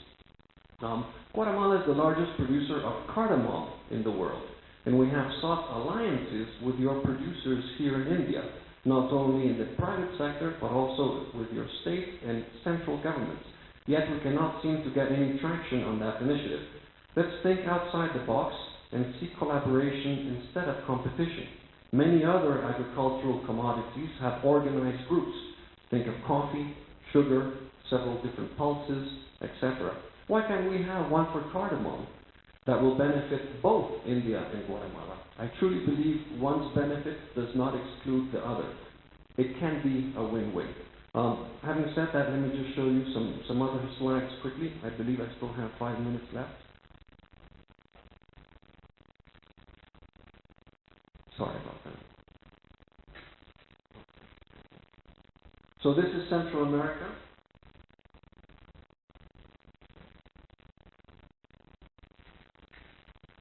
This is where we're located. You can see the size of the Central America economy. It's roughly 202 billion. Our population, total population of Central America is 45 billion. So that's a sizable market with 8 million tourists per year. A quick slide here. I have the Dominican Republic Central American Free Trade Agreement with the U.S. It's probably one of the most important free trade agreements we have. We've recently signed one with the European Union as well. We do so as Central American countries, so we don't do it individually, we do it as a group. And I believe we could do so with India also. This slide here has, in green, the free trade agreements Guatemala has. You can see there the US, Mexico, all of Central America, the north part of South America, including Chile, many countries in Europe, and still some pending free trade agreements. This is a slide of some international companies already in Guatemala. Guatemala is a country that's open for business. We're not into the modality of taking our money and expropriating it. No, we're open for business. We have free economic zones, and these are some of the companies that show that. This next slide shows the Indian companies that are already in Guatemala. Look at that: Ampure, Kaplan Point, Mahindra, Praj, Hero, Bajaj, etc., etc. Cipla is there. So we welcome any sort of investment. I'll go quickly to the next presentation. Sorry, thank you.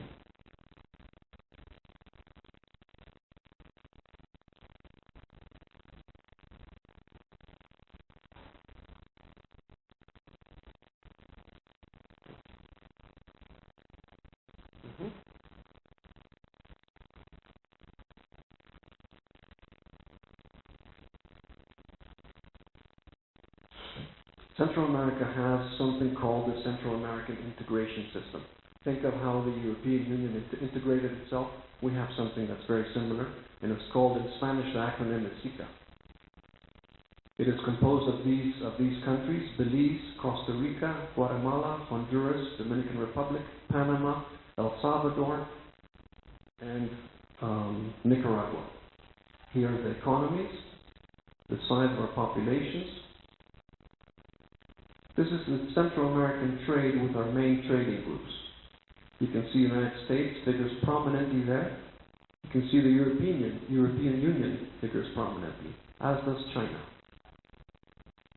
And the last one here. Thank you for being patient. So the commercial relations between Guatemala and India. This is a quick market overview.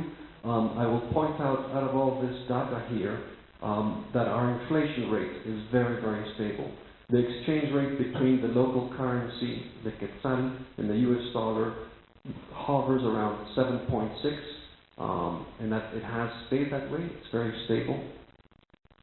You can see here our total population, the size of our labor force. This is only Guatemala, it's not Central America. And the amount we've received, $6.4 billion in the past 5 years in foreign direct investment. Our trade with India, 2 years ago, the export of products from Guatemala to India reached a staggering $14 million. This is from almost zero 5 years ago, placing Guatemala as India's 42nd commercial partner. On the other hand, imports from India into Guatemala were $242 million, situating India as 13th commercial partner for Guatemala. So we have a deficit in our commerce with India, but we're working to increase our exports to India. But we welcome the commercial trade, even if it has a negative impact here. These are the products that we export from Guatemala into India. You can see cardamom is one of the main products, and the others. And you can see the products that India exports into Guatemala.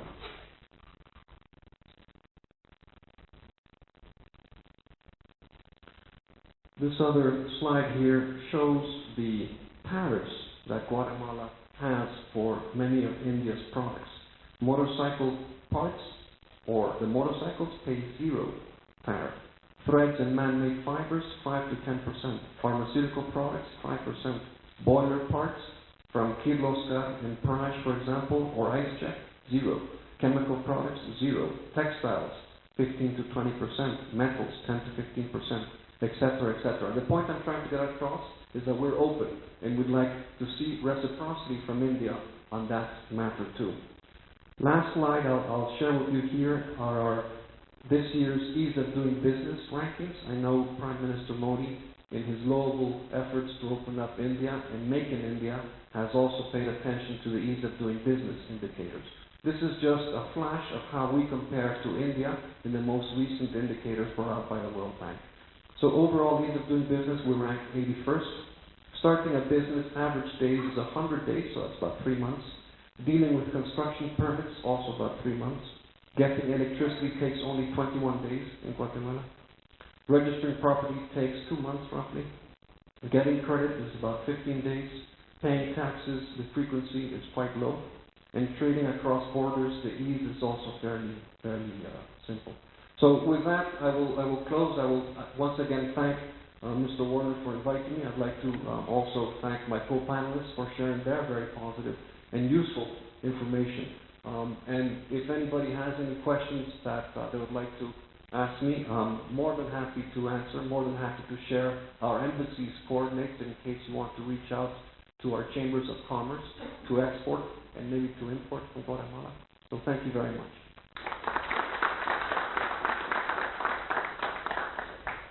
Excellency Georges de la Roche for that very motivating speech on a new beginning. Guatemala's own Look East, Act East policy and need to grow India's relationship with Central American nations to increase two-way investment, FDI, increasing bilateral commerce. I now take the pleasure of inviting our next eminent speaker, Sri Venam, immediate past President of Federation of Andhra Pradesh, Chambers of Commerce and Industry to the dais.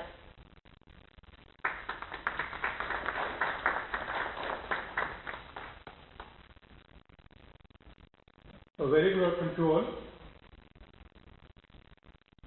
Shivan Warner, dignitaries on the dais, industry fraternity. The earlier speakers had given import and exports a lot of input how we can go forward. My topic will be more on how make in India a manufacturing hub.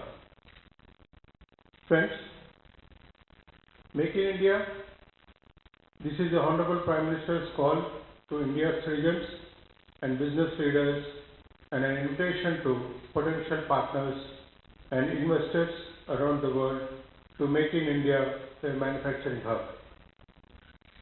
We may recall here why this slogan has become so popular and powerful. By 2013, the much hyped emerging markets bubbled and burst, and India's growth rate has fallen to its lowest level in a decade of 4.5%. The promise of the BRICS nations had faded, and India was tagged as one of the so-called Fragile Five economies that have become too dependent on unreliable foreign investment to finance their growth ambitions. Global investors debate whether the world's largest democracy was a risk as an opportunity. India's 1.2 billion citizens questioned whether India was too big to succeed or too big to fail. India was on the brink of severe economic failure. Shri Narendra Modi, taking the charge as the Prime Minister under these conditions, and his first priority was to instill confidence, encourage the people to believe that India can do.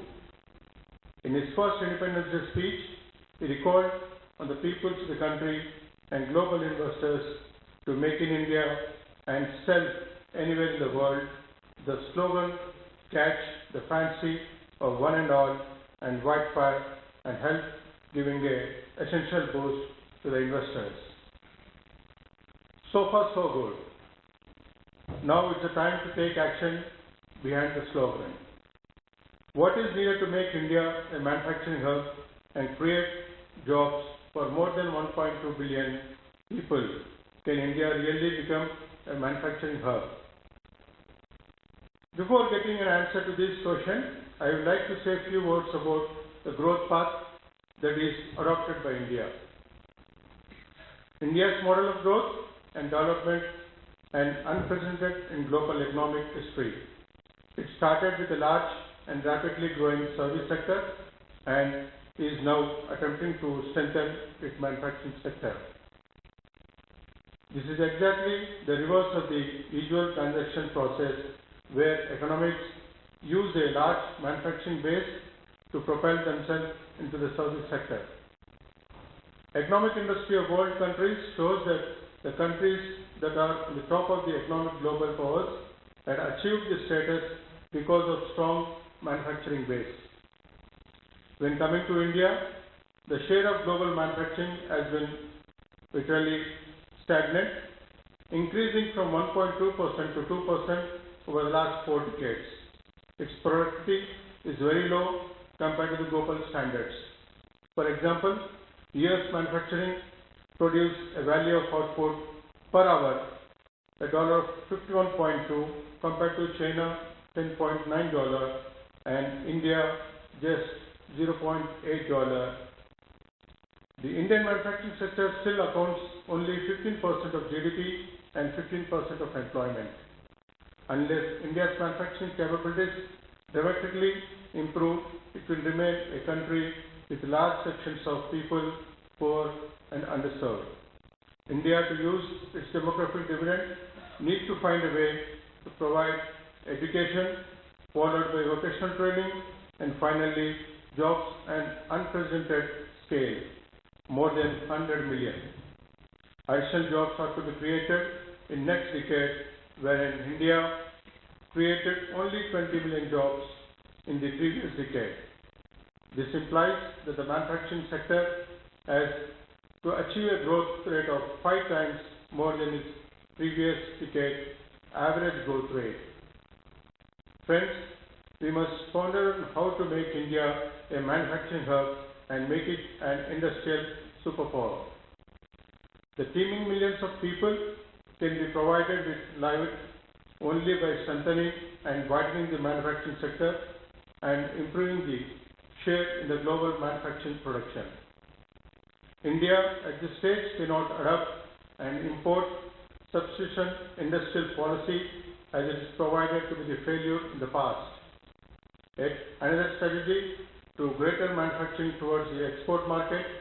The concern here is that the global conditions today are not encouraging for the export promotion and the opportunities are very limited. Stagnation in the advanced economics made even a powerhouse exporter like China to look inward and cultivate its domestic market. In such an environment, it will be not easy, to put it mildly, to jumpstart EP-oriented manufacturing in India. This brings us a conclusion that development of manufacturing sector means not important substitution of export promotion, but in broad way. To achieve the objectives, what is needed to be provided basic public goods, including vital infrastructure such as power, roads, and so forth, remove or reform onerous regulations and impede to economic activity, such as outdated labor and land acquisition laws, and then with a level playing field in place, left to the industry to grow. Friends, the decade in India about the slogan and the policy is quite simply about jobs without large-scale expansion in manufacturing, and with a continued stagnation in agriculture, service industries will just be unable to absorb the vast pool of surplus labor. Lastly, I would like to insist that Indians may be proud that this year country's economic growth exceeds China's, but this should be a routine performance. There is no reason that India should not achieve the real double-digit annual growth rate for the next 20 years. Removal of internal barriers that are standing in the way of economic efficiency and growth in the need of the hour. The union government and the state governments are working on this, and there are signs of improvement in the business environment. Key to make India a manufacturing hub: passage of National General Goods Service Tax. India currently does not have a common market. Freight that crosses the state borders is taxed multiple times by local governments. resulting in a fragmented logistics system and many hours delay at the border checkpost. It is estimated that citing this tax involves at 2% of India's GDP growth. Observers speculate that the new GST will come in at 20% more. This is too high, especially for the country that has many people struggling to climb out of poverty. A reasonable rate would be easier to collect and would lessen advance incentives. Regarding a personal income, India should study the tax reforms of Hong Kong and some other countries that have a low rate flat tax and say 10%, with generous exemption for senior citizens and children. Instead of today's private systems, again a low rate combined subsidy would generate more growth and sharply cut tax evasion. India is facing a reduction in the corporate tax from 30% to 25%, and I must say that 25% is still high. The majority of Indians work in the informal economy. A key reason for this expensive time and complexity of setting up a legal business, doing business. The World Bank's National Survey ranks India as one of the worst countries in the category. Setting up a business involves 13 different procedures which involves corruption and inhibits even trying. With this, I conclude that India has the potential and resource to grow, and they need to be harnessed. I thank the dollar business for giving the opportunity. Thank you. Thank you very much for that very thoughtful, provoking talk on making India a manufacturing hub. Ladies and gentlemen, excuse me for the interruption. Sri Sahai has a flight to catch back to Delhi, and we would like to express our deep gratitude and generous support of Sri Sahai for the conclave. I would request Mr. Warner to hand over the token of appreciation. Thank you, sir.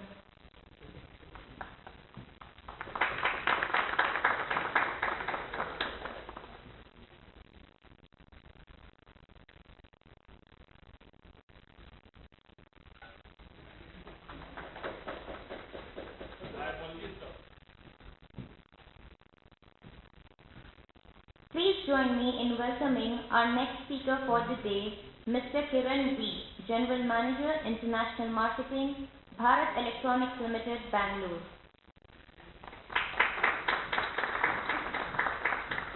Good afternoon, ladies and gentlemen. At the outset, I wish to express my sincere gratitude and thanks to the dollar business and Mr. Stephen Warner in particular for having given me an opportunity to share my thoughts with you. I have chosen to speak to you about the particular paradigm that is being brought out in the Defense Procurement Procedure 2016, the Indigenous Design, Development and Manufacturing as a paradigm for excellence.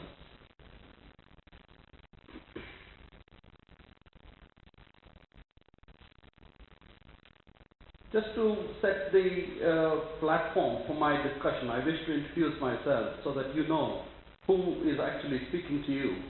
My name is Kiran V. I am head of the Exports Division or the International Marketing Division of Bharat Electronics, Bangalore.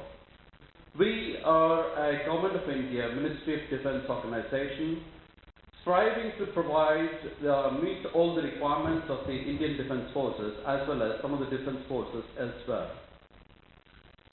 We've been trying to do a reasonable performance on our export front. We've been growing from a year before last of about nearly $60 million of exports to last year about $85 million, and we hope to cross $100 million of exports this year. I personally have had an experience in R&D. I grew in the R&D division of Bell, designing and development of naval radars for fitment on board naval ships and so on. For the last few years, I have been involved in marketing the various products of Bharat Electronics, both defense as well as civilian products all over the world. This being the introduction, I just wanted you to know this so that you would be able to appreciate the thoughts and feelings that I'm bringing forward to you. I wish to quote the President of the United States of America, where he, in a speech on the April 27, 2009, said that science is more essential for our prosperity, our security, our health, our environment, and our quality of life than it has ever been before. Of course, there ends the quote. The stunning advances in various fields of science and technology have had a profound impact on our lives in almost every sphere of activity, such as health, agriculture, communication, transportation, and, not to say the least, defense. These advances provide vast economic rewards on those nations that have the will and vision to make science and technology the cornerstone of their development programs. The world is today very sharply divided from the technologically advanced countries to the technologically backward ones. Self-reliance is being independent, which is being able to depend on you alone and do things by yourself without assistance from others. Self-reliance is what you do using your own body, mind, and soul.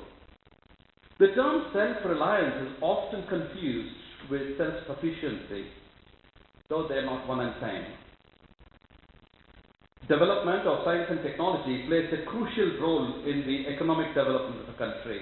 However, given the political environment at the international level, it's not always possible to acquire the necessary technology on commercial terms. You can't just pay for it and buy technology all the time. Hence, there is a strong case for self-reliance in science and technology. In fact, we in India realized this very early, and we have made a considerable headway in various areas of science and technology. India's competence in industrial technology has grown so much, I'm an optimist, that it has now emerged as a leading exporter of industrial know-how, technology consultancy, and turnkey projects. The end of Cold War left the defense industry in the world at a major turning point. At the start of the 1990s, 3 years after the fall of the Berlin Wall, the world was beginning to look very different. The nature of warfare has prompted a move away from large arsenals and huge inventories of weapons to the new innovative systems promoting very rapid deployment and extreme precision.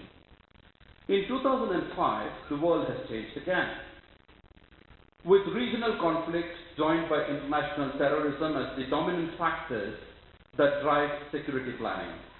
Defense spending is being adjusted to focus on more flexible, responsive, and mobile force structures now, with an increasing focus on logistics and life cycle support. At the same time, unrelenting pressure on public funds means new methods are being used to develop, to acquire, to finance, to support defense equipment, including a determined effort to make wider use of cheaper and more available, non-specialized costs, that is commercially off-the-shelf technology. In this environment, defense contractors are often very alert to the opportunities for improving the profitability by sourcing in lower cost areas of the world. Just as they would wish to sell equipment to open markets worldwide, they naturally also aspire to develop suppliers who can offer cheaper components and subsystems without sacrificing, of course, reliability and performance. And costs, of course, by their very nature, are not subject to trading constraints imposed on defense-specific technologies. Now, a well-established and fully functional defense industrial base is one of the major factors contributing to the rise of a country's influence, strength, and security.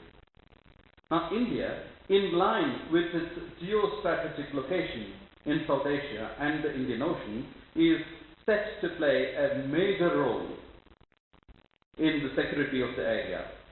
Now, the Defense Research and Development Organization, ordnance factories, and the DPSUs, the Defense Public Sector Undertakings, like mine, have been trying to fulfill their mandate to master the science of designing, developing, and manufacturing cutting-edge military technologies.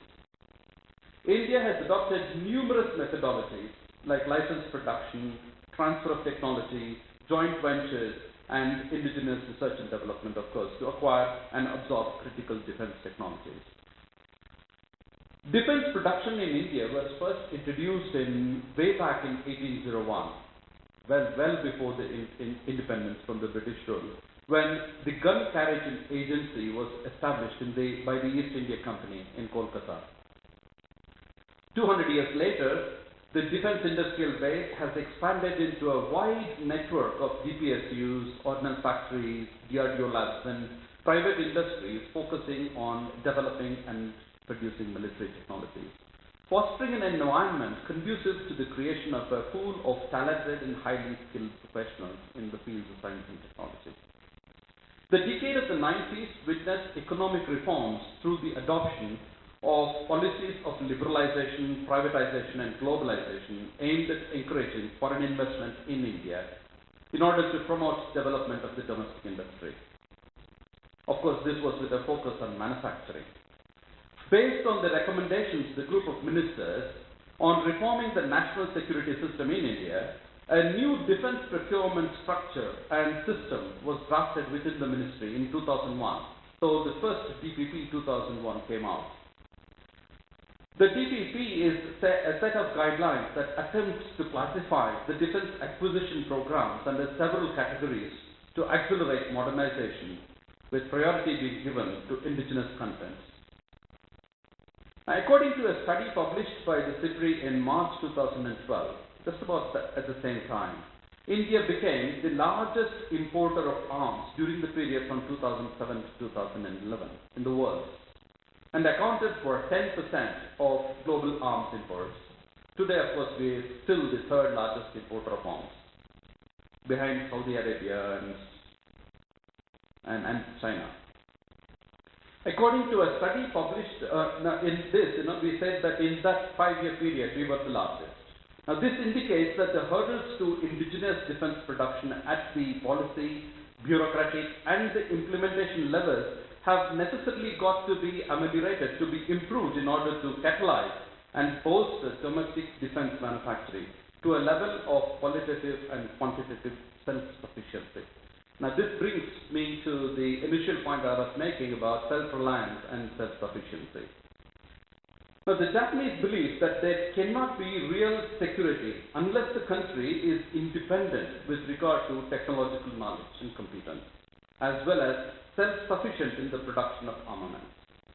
Now, sharing the same belief, India introduced the DPP 2011, which stipulates that preference be given to indigenous design and development and manufacture of defense equipment. The Ministry of Defense, Government of India, recently unveiled the Defense Procurement Policy 2016, DPP 2016, which is effective from March this year.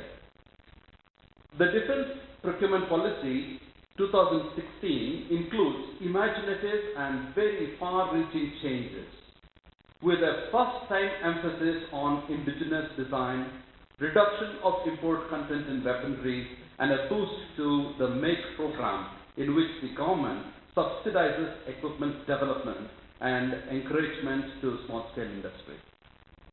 Design, not just make, that is the mantra. In future, vendors offering equipment designed and built in India, termed IDDM products, will be preferred to vendors offering equipment designed abroad. The Defense Ministry is incentivizing the defense industry, so far focused on licensed manufacturing. All this time we were doing manufacturing into the higher tech realm of the designing and development of Indian weaponry. The DPP 2013, during its evaluation, explicitly promoted manufacturing in India. It gave top priority to Buy Indian category, followed by Buy and Make Indian and so on, which mandated very high levels of indigenization. Yet, while these categories promoted Indian manufacture, giving top priority to the new IDDM category explicitly boosts the Indian design and development. Besides being designed and developed in India, at least 40% has to be Indian made, it has to be manufactured in India as well, to qualify for this IDDM category. Now this will change India from being a destination for low-cost manufacturing to being a starting place for cutting-edge innovation. The far-reaching change in DPP 16 is the recognition of Indian design and development as more important than manufacturing components as per blueprints given by foreign vendors.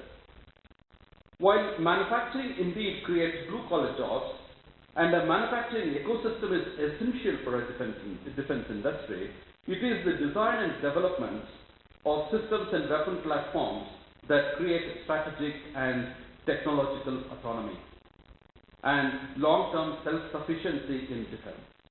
It's one thing to manufacture aerospace and defense components for global defense supply chains, but quite another to design and develop a fighter aircraft, even one with many foreign components. Besides the strategic autonomy, indigenous design and development create intellectual property and white-collar jobs for India's large scientific and technological community. Domestic R&D is a critical component of the ecosystem for building a manufacturing base.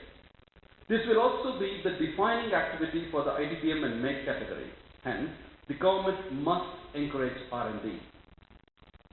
How is this done? This can be done by allowing R&D as an eligible offset activity. Now, to leverage the vast talent pool and physical infrastructure available at institutions like the IITs and the Indian Institute of Science, both outcome application-based investments in as well as long-term R&D at such institutions or in those recognized by the Department of Scientific and Industrial Research of the Government of India should be made eligible activities for discharging offset obligations, which is not so as of now. And I sincerely implore the Government of India to consider this. In addition to this, of course, the government should restore the income tax allowance for R&D investment, which has been scaled back in the budget 2016 to domestic companies. When companies and universities work in tandem to push the frontiers of knowledge, they become a powerful engine for innovation and economic growth. Silicon Valley is a dramatic example. For over 5 decades, a dense web of rich and long-running collaborations in the region between companies and universities have given rise to new technologies at a breakneck pace and transformed the industries while modernizing the role of the university there. You would have definitely heard of University of Berkeley and, of course, Stanford. The benefits to the institution from such industry-academia interface are substantial streams of external funding, enhanced opportunities for professors and graduates to work on groundbreaking research, vital inputs to keep teaching and learning on the cutting edge of discipline, and the impact of delivering solutions for pressing global challenges. The primary focus of most industry-university collaborations is joint research, of course, but many have an impact on teaching and learning that develops naturally out of this partnership. Professors join a project inside a company and researchers agree to lecture, creating a fruitful ongoing exchange that helps modernize curricula. A growing skills gap and fierce competition for global talent have prompted some forward-looking companies to develop partnerships, long-term partnerships with universities, specially aimed at modernizing teaching and learning. MBA Gurgaon is one such example. There are all the IIMs who have partnerships with industry. Now, the partnership itself becomes a groundbreaking experiment in developing new skills for the next generation workforce and a conduit for future recruitment of top talent. The only way, in my opinion, to ensure long-term success of IDPM in defense equipment and systems is to establish a robust industry-academia interface through well-laid policies and incentivizing such initiatives as ours. Thank you very much. Just to summarize, I wish to state that all the statements that I have done are my own thoughts, and the company into which I work has no effect on my thoughts. Thank you very much. Yeah.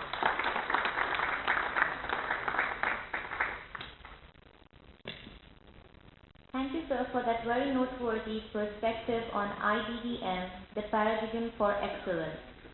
Let us now welcome our next speaker, Dr. Bhargat, Executive Director, COO, Shanta Biotechnique, a Sanofi company, Hyderabad, to the dais.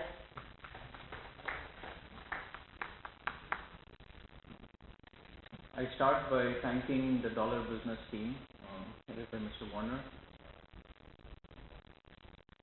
and all of you here for this opportunity to speak on the pharmaceutical and the biotechnology industry.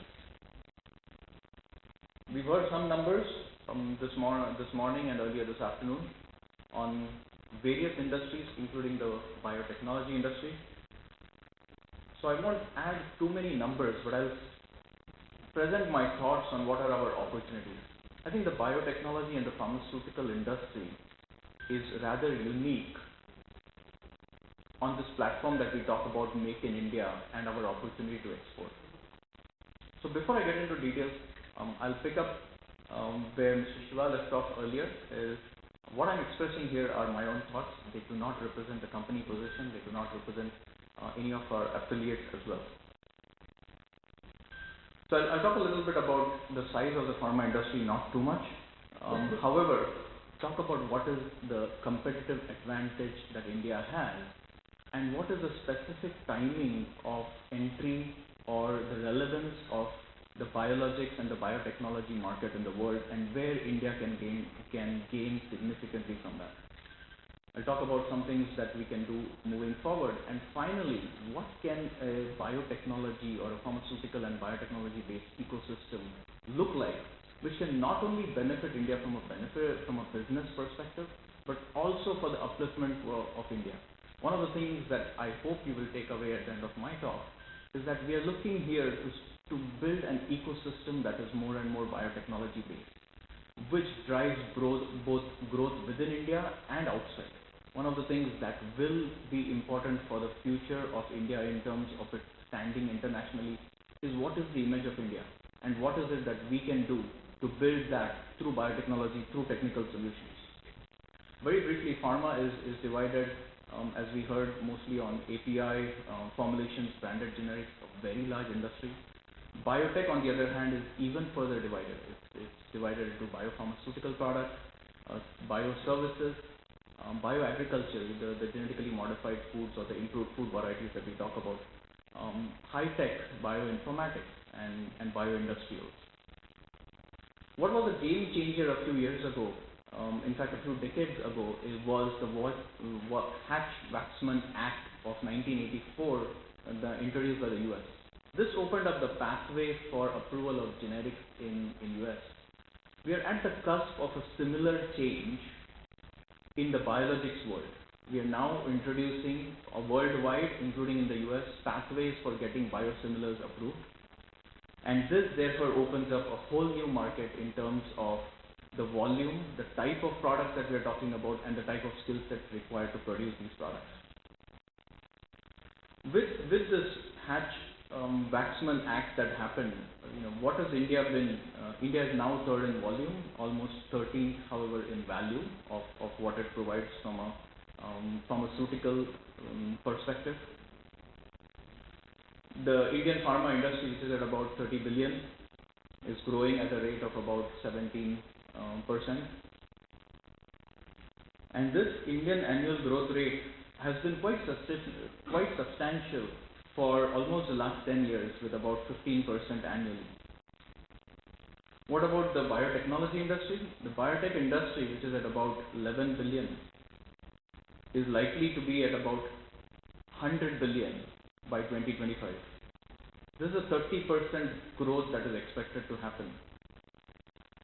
Most of this, about 62% of this, it comes in the biopharma sector. The biopharma sector primarily includes therapeutics, vaccines, diagnostics, and similar trends which are coming up both in India as well as abroad. This biotech potential is of course what we need to exploit. This biotech potential requires something very, very specific, and those are the things that we have to look at for how India is positioned to offer these to the world. First and foremost, let's talk about what is uniquely required. This is a very technical area that we are working on. This is a highly regulated space that we are talking about. This needs building confidence. This needs building high quality products.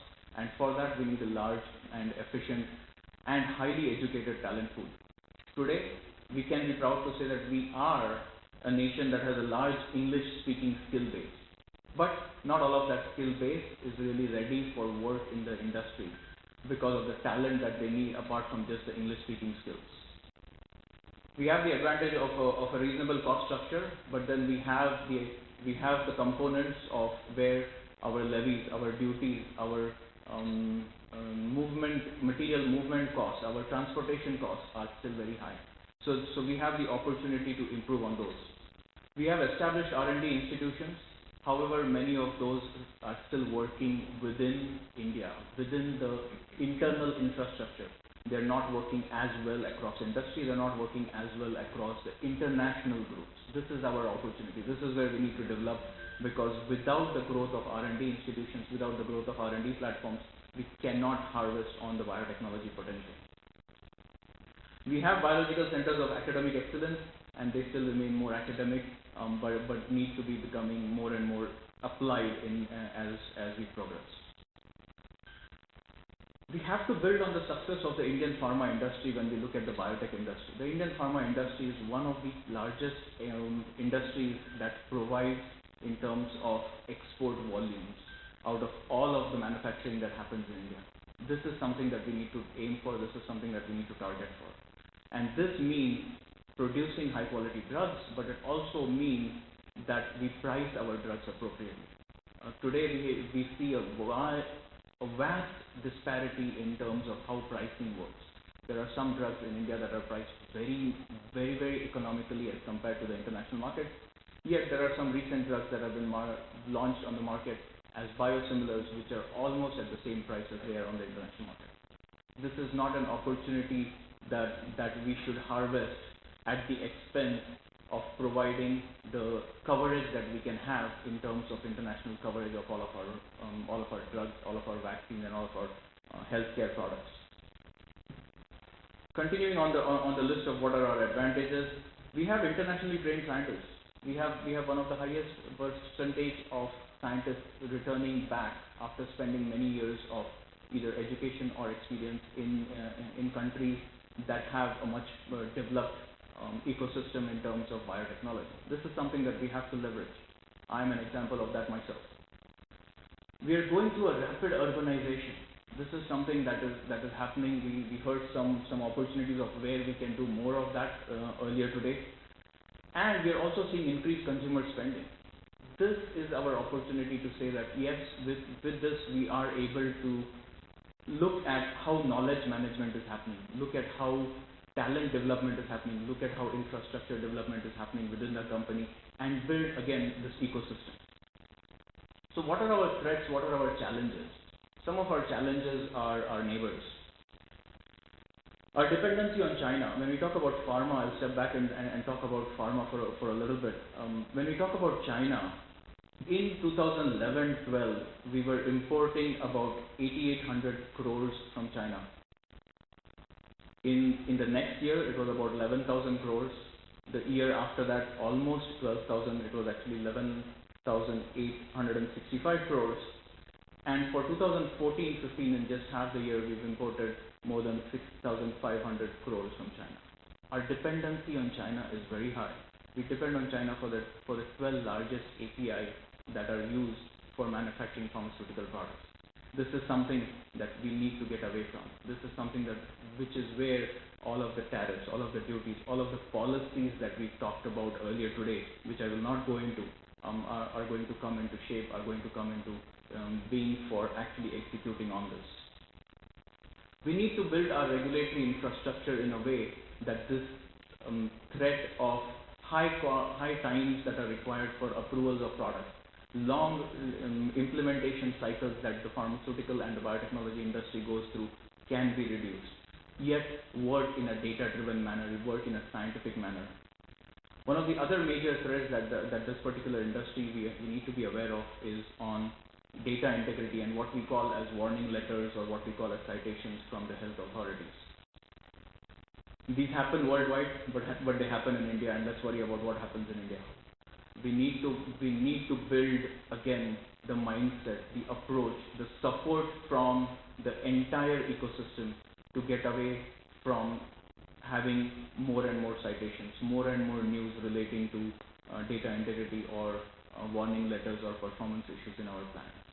These are not always at the same level as what they are deemed to be, yet they are something that comes in the way of growth of the industry and recognition of India as a major player with the trust and confidence that the pharmaceutical and the biotechnology industry requires. We have been given some advantages for sure.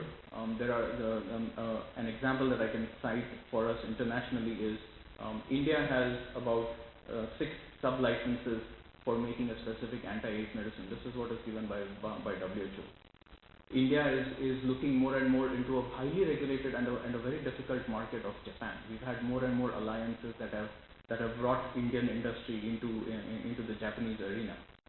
We've also had some examples which are more positive with regards to what is happening from the trade associations or what is happening from the government. I'll cite some examples there. We've had some guidelines that the IPA, the Indian Pharmaceutical Association, is working on. One of the topics that I talked about, which is with regards to data integrity and getting away from warning letters. We've had government incentives that are working or that are being proposed to reduce imports, which is from China, which is currently at about 85%. We have the Department of Pharmaceuticals, which has been formed and has actually been providing a funding of about 1,000 crores. So there are a certain number of steps that are already happening, but there is more that of course needs to happen in this particular arena. So what's our path forward?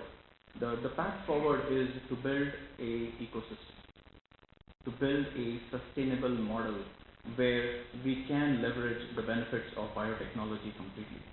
And when I say that, what do I mean? I mean that biotechnology is really not limited to only providing drugs, as I mentioned earlier.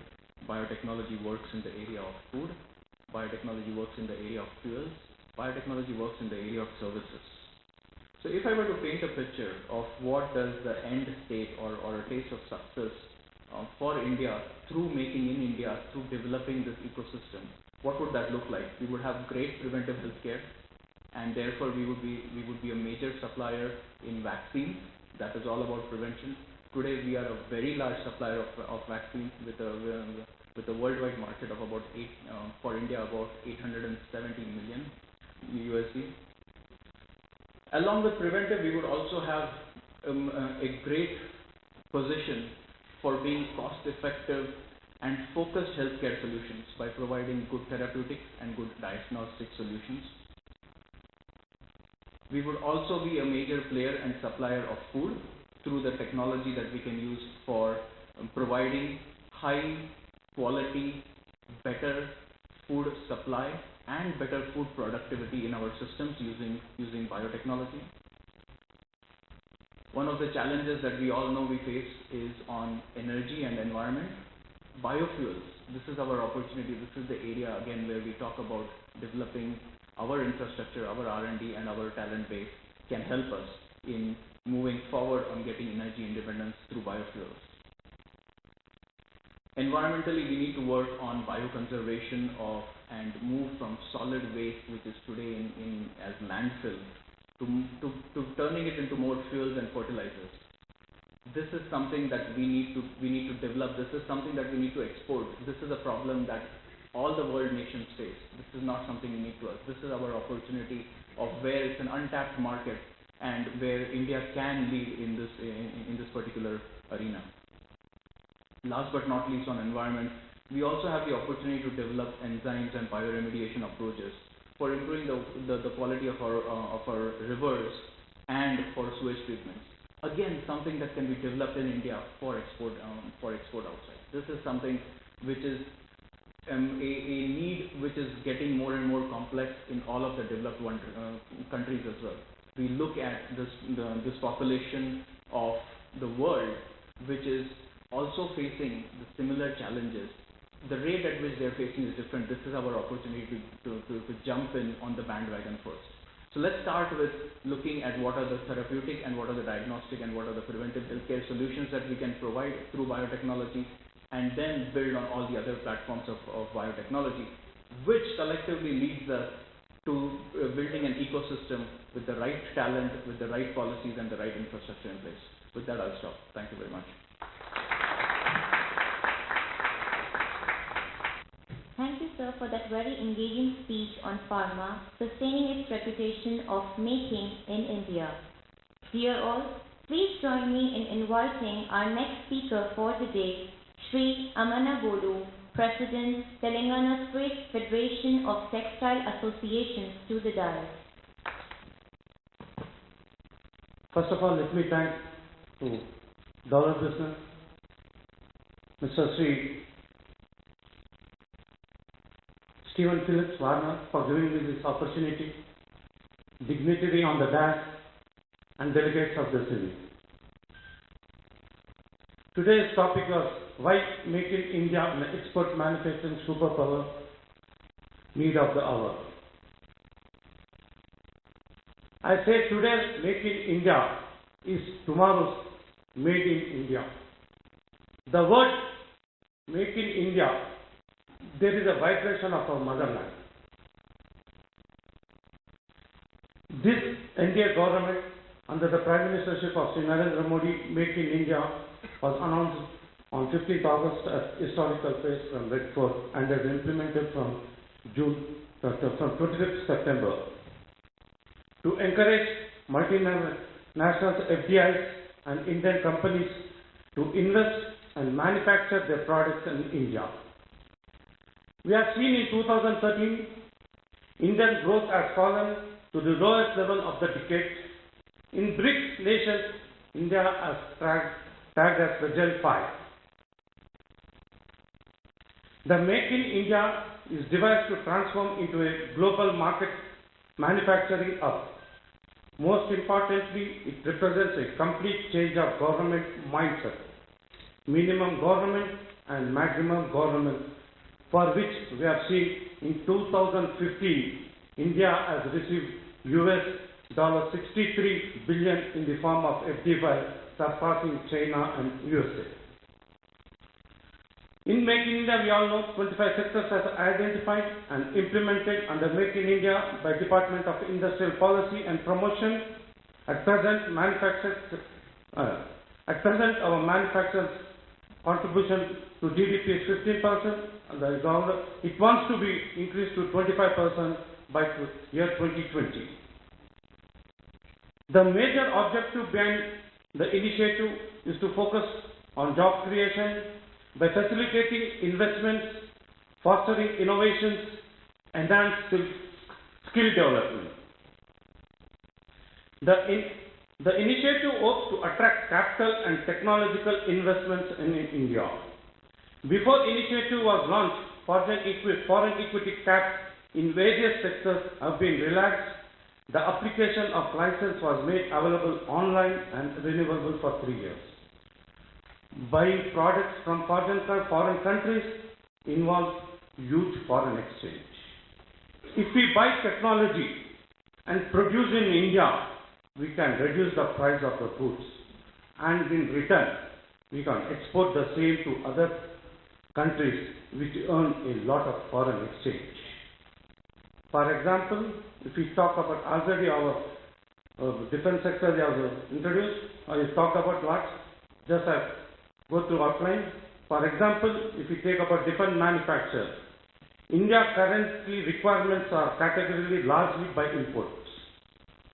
The opening of strategic defense sector of private sector participation will help foreign original equipment manufacturers to enter into strategic partnerships with Indian companies and leverage the domestic market and aid the global business. Besides helping build domestic capacities, this boosts exports in long term.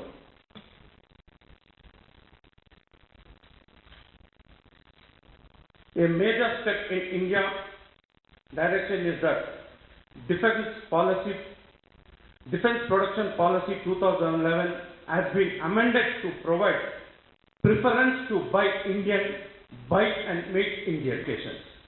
An interesting fact is that the technology offshoots and derivatives of this research find their place in innovation of automobile engineering. Textiles, the other sector, textiles is a trump card which comes to export. India tops the chart in jute production and also owns 63% of global market share in the textile garment. Today, the textile segment has developed into a very large and vast product. The technical textiles are functioning fabrics that have application across various industries based on usage, and today the textiles are divided into 12 categories. They are into 12 technical segments such as agrotech, meditech, buildtech, mobitech, clothtech, otech, geotech, packtech, and omotech, prototech, indotech, and sportstech. In this sector, there is a huge opportunities for manufacturing in India and export the same to other countries by adopting latest technology. Today, a particular quality of fabric, say that is called Super 260s. All over India, all over the world, no country makes that fabric except in India.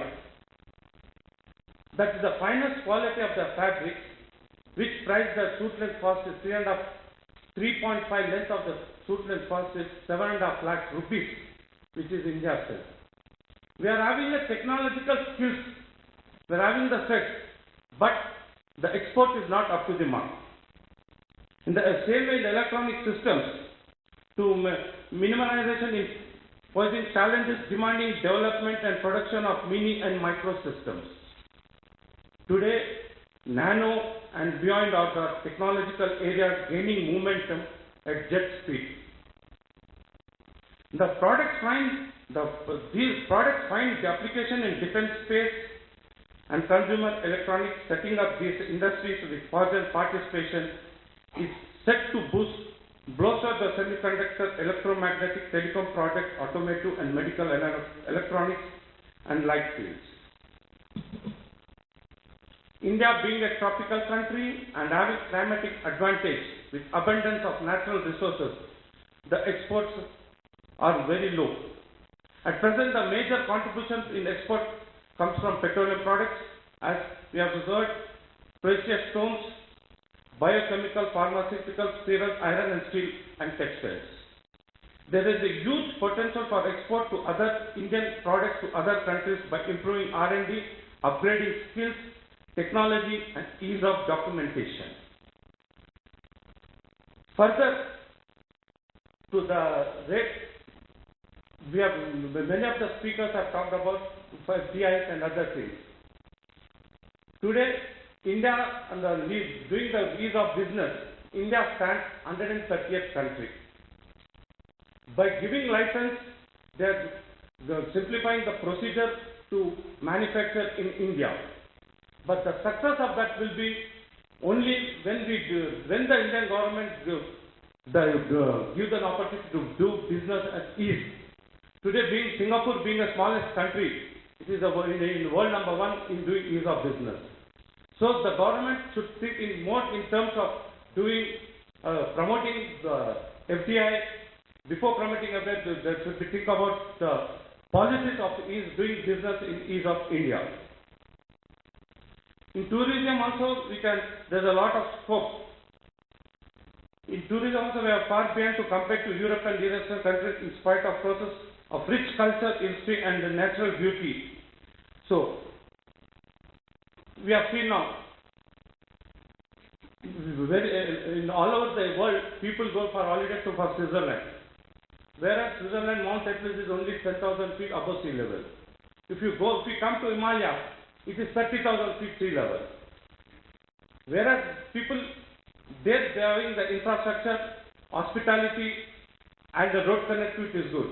If same thing if we develop in India also, international foreign travels also will have a very good scope and very good the contribution. So before concluding, by Make in India, my view is, if we see into future of India, I see unlimited India. Thank you.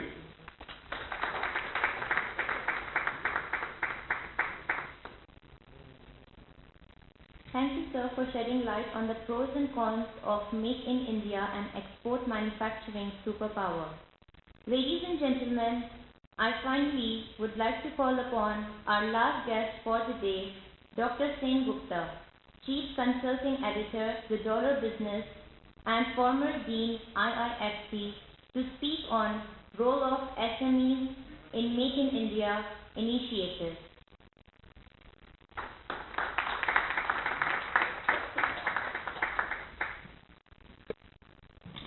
Good afternoon, ladies and gentlemen. Well, Stephen, who was my student, has become a little unkind because I am the last speaker and I was introduced.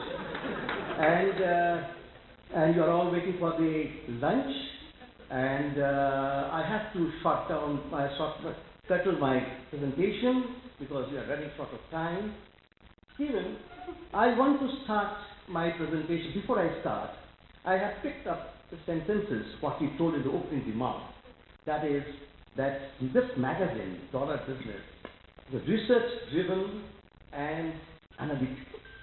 And he used the word faith for exporters on this particular document.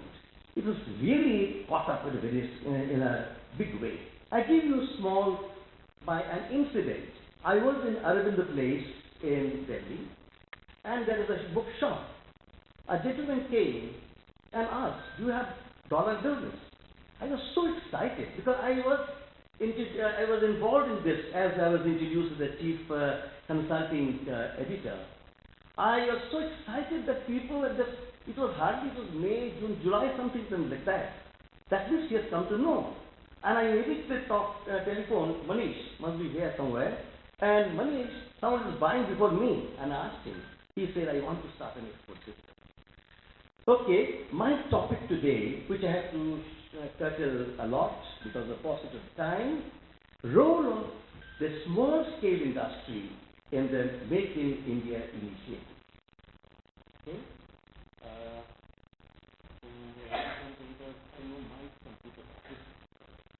Now here, I don't want to bother you about the various statistics, but this is important. Just today's India share, after the stubborn share of 15%, today it is at least 16%. And whereas, our initiative is to make it, our focus is to make 25% by 2025. Compare this with China, 43.9. Another developing country, Malaysia, 42.8. North Korea, 43.4. Why not we achieve this target? Now, why want to have a very strong manufacturing base? It creates jobs, import substitution, and exports also. Today, we talked about Ajay Sahai was there. He was once upon a time my student of IFC also, long back, when he did his ITS. We are proud to say, at least we are saying from 0.5% से हमारा अभी 1.7% हुआ है. Is it a good figure to be in the world trade? Because one of the factors is, I have analyzed all of it, commodities. Commodities plays a very, most of the composition of the exports. Now we are starting, as you have heard Ajay Sahai saying, we are diversifying. Today, we have to diversify commodity to products. We have to diversify to products. This is what we are doing now. Maybe that will achieve us that 25% growth and our increase in our share in the world market. Another point, why you require again manufacturing? Offshore sourcing has become so important abroad because of cheap labor in India. Today, Vietnam, Singapore, China, Thailand, Indonesia, they are a hub of offshore sourcing, and they are supplying to the whole world. It's technically, and they are not big units, they are small units. You have to develop that first. That is large scale units. We are inviting foreign investment, but most important is you have the base, the SME sector. This is what I want to talk in this presentation. Help in development. This is another help in development of SMEs, ancillary industries. I'll give some examples. See, my talk is always two examples. Cater to a large domestic market. These are the factors that why manufacturing is so important. Now, what the decision makers, who will invest, they want a market size for an export possibility. We have heard, you invest in our country and then you can sell abroad. I did lots of projects in African countries during my IIT days. Some like Tanzania, for example, which is famous for horticulture. They say, India, our technology, our small scale sector technologies is affordable, adaptable, and so they say, you invest here and you can export from here, give us employment. See, here that's what I'm saying. That is, this export, not only your market, invest in a country, but markets you can export from here. Infrastructure, logistics, what they will see. Skill, we have talked about here. Ease of doing business, competitive fiscal policy, and most important is the presence of a large, globally competitive SME sector. SME sector's importance is very, if you want to make it successful, SME sector should develop. So let's talk about few examples. Ancillary industry large scale manufacturing brands will need ecosystem of suppliers. Vehicles we have heard, as I also said, they need about base of 400 suppliers around them for nuts, bolts, rims, seat covers, so many things. You can have a lot of things. It is all in the ancillary industries which are small and medium scale. And so these are supplied by small and medium units. Improvement in the manufacturing will help the small scale businesses. When it comes to, take for example, offshore source, is another one. USA may be thinking to buy shoes. Bata. I take from Indian company first, Bata. They have got 28 associates in Agra. 55% of the Bata shoes are procured under contract manufacturing system from Agra. Similarly, Woodland, Relaxo, Liberty, Metro, they all have big units, but they are depending on the supply of the ancillary units from the small scale sector. China has seen there, Adidas, Reebok. See, various suppliers are tier 1, tier 2, tier 3. Tier 1 will be supplying the original equipment. But tier 1 they will have to depend on tier 2 and tier 3 suppliers. In China, Adidas, Reebok, Nike, source large, they have got large contractors and were tier 1, which develop tier 2, tier 3 factors. Then there is the licensing arrangement. They put it global brands. These are the shoe brands, they have entered into India through licensing arrangements. Then offshore sourcing of components. We have talked airline industry, Airbus, Philips local sourcing.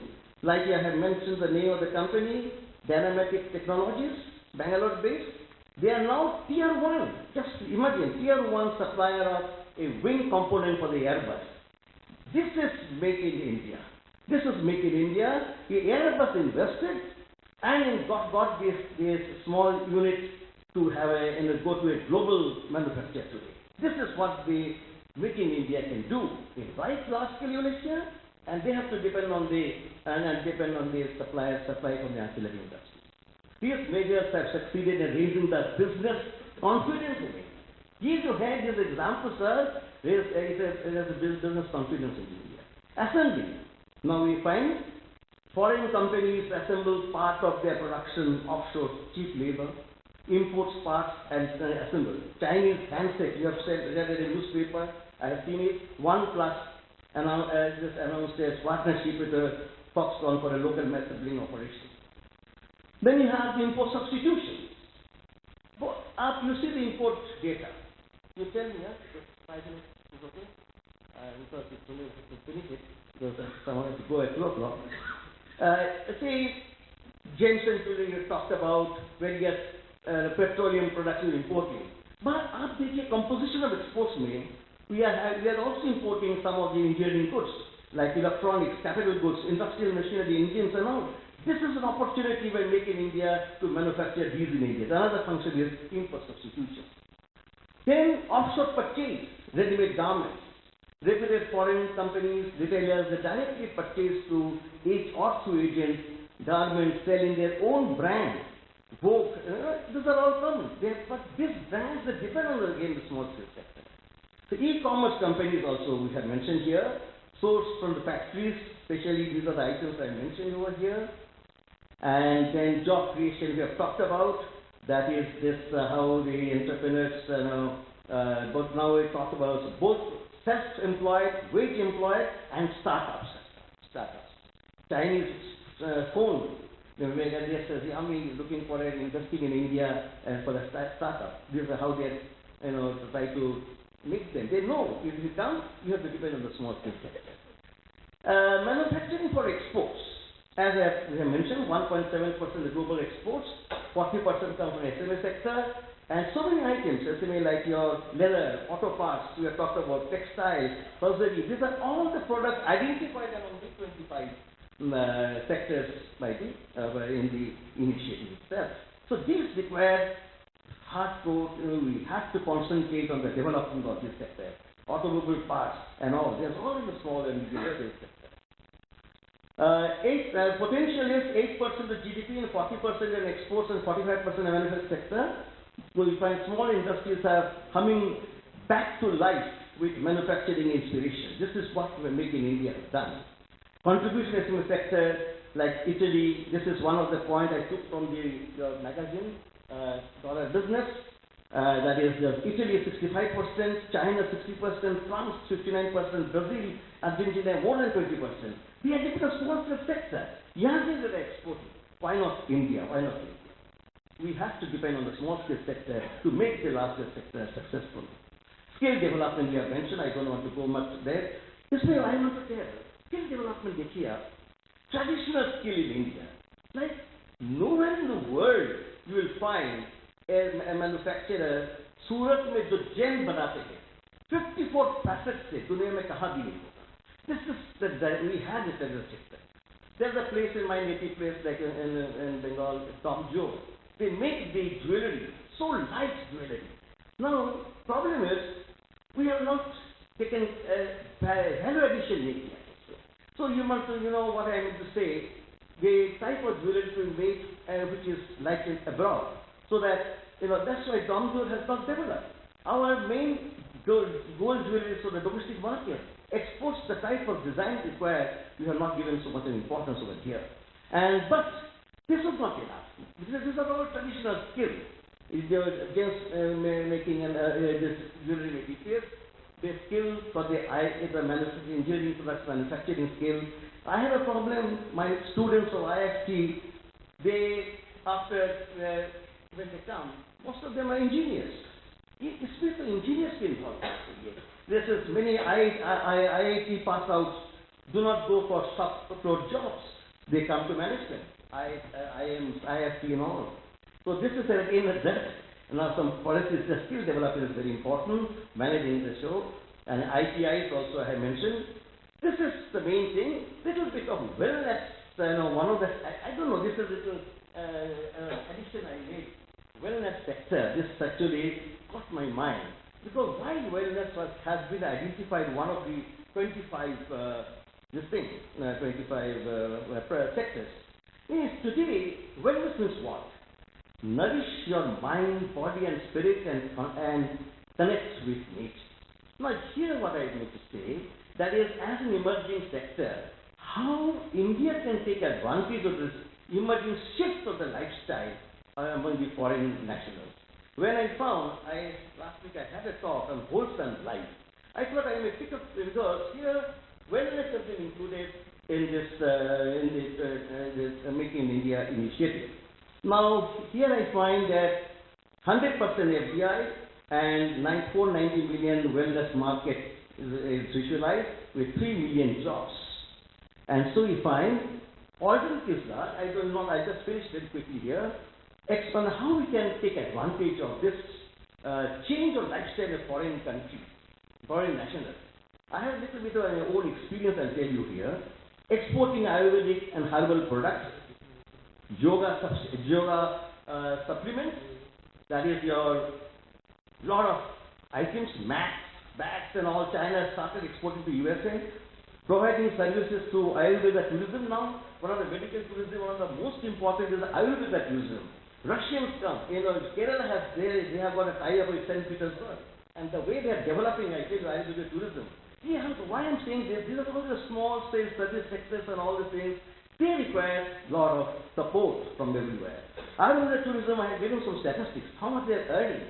The Russians come here with their oil bath and all message here.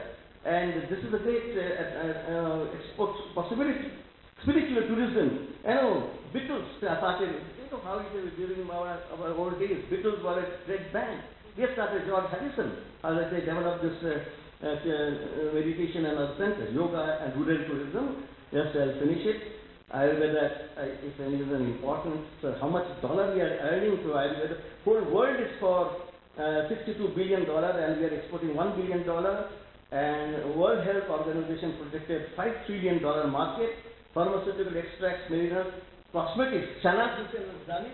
At least the way they want transformed many of the chemical cosmetics to Ayurvedic cosmetics, just herbal cosmetics. Herbal tourism, I have mentioned how much foreign exchange is getting. 6,398 crore rupees in 2014 for the therapy, Ayurvedic therapy. Yoga tourism now is another very important thing, $27 billion market in fact, and 20 million practitioners in USA itself. This is yoga studio, instructors, terrific demand for development is possibility. Rural tourism is another one. I have seen it in one eye, how in touch this rural tourism is developed. It's not only their village they come, but in addition they go to the handicrafts to procure things also. The handicraft sector is developing also there. Your mirror work. Okay. Spiritual tourism.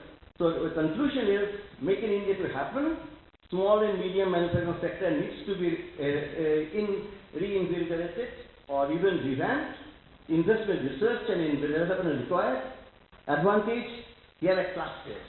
Like your all small clusters like Tirupur, then your Surat, Moradabad, Saharanpur, Nashapur. A place in Andhra Pradesh. I have been there during my IIT days to study. It is a place for your crochet lace. Crores of rupees of crochet lace, they are exported to UK and other for making wedding veils, wedding gown and veils and all. Tapestry. Terrific market is existed. But this is what I am trying to say. Manufacturing is very important, but side by side, we want a small scale sector. We have to depend on the small scale sector also. And this is an industrial. Thank you very much for giving me time.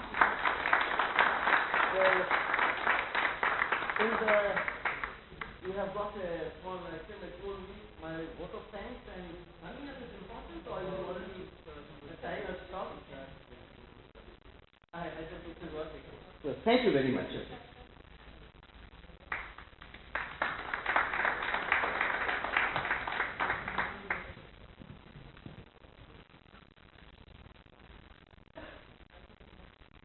It's the dilemma of plenty of having too many wonderful speakers. So thank you. You've been cruel, very cruel, but you've been always kind to us, so thank you so much. Okay, just to be fair to those who've sent us questions beforehand, our wonderful guests who are sitting with us here, media will get its chance. Dear friends on media, please do not mind that, because we have paucity of time. And our guests have already come to me and they have flights to catch and we won't want them missing that. But I'll quickly pick up 4 questions that have come to us beforehand. Why 4? I'll explain why not the other 3. So I'll quickly read out the message.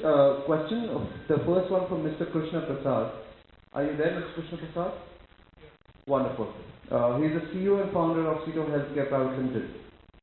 So I think the best person to answer this would be whoever, Mr. Mahesh Bhagat, probably. You could take a shot at this. EU has put an embargo on more than 600 pharma products based on unsubstantiated quality deviation on a clinical research process. When this has not been found to be authentic and confirmed by law, how can the Union stall the exports from one of the biggest pharma exporters like India?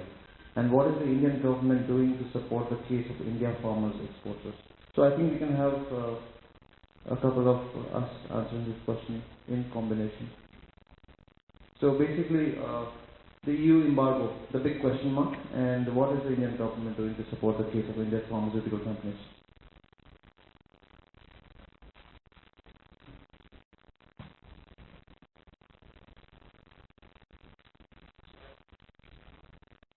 I'll take a stab at answering this question from a pharmaceutical company's perspective.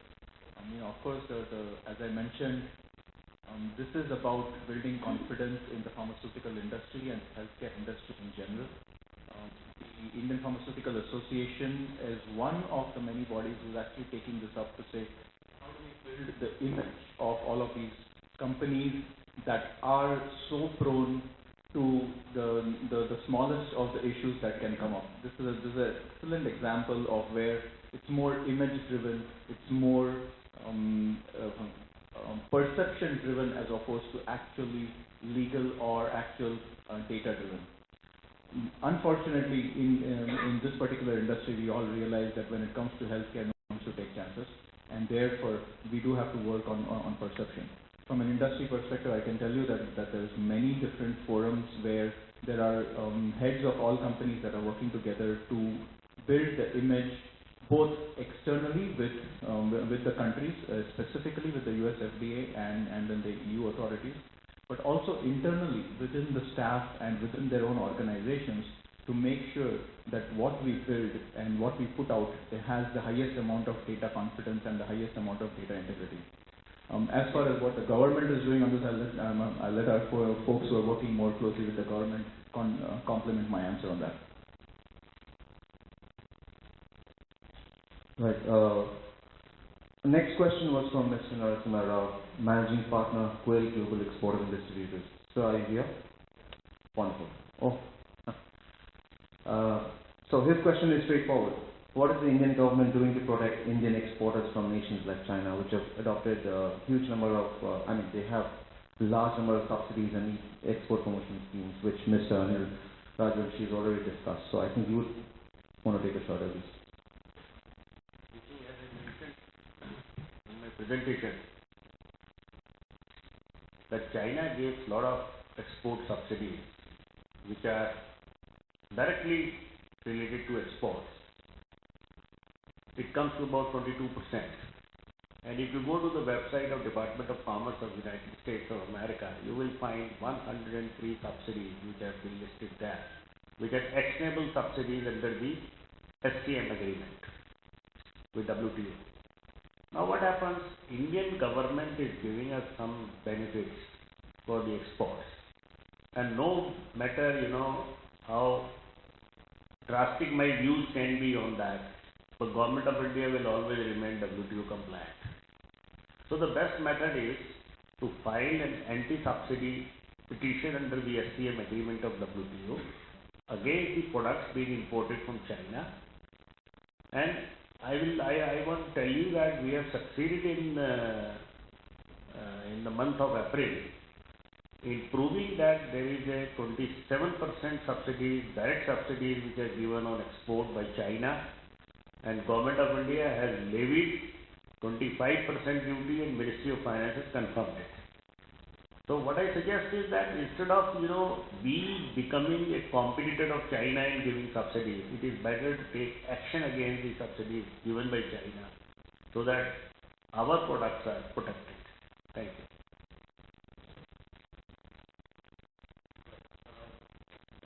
So the next question is from Mr. Naresh Kumar Jain, CEO of Bishop Resins and Chemicals.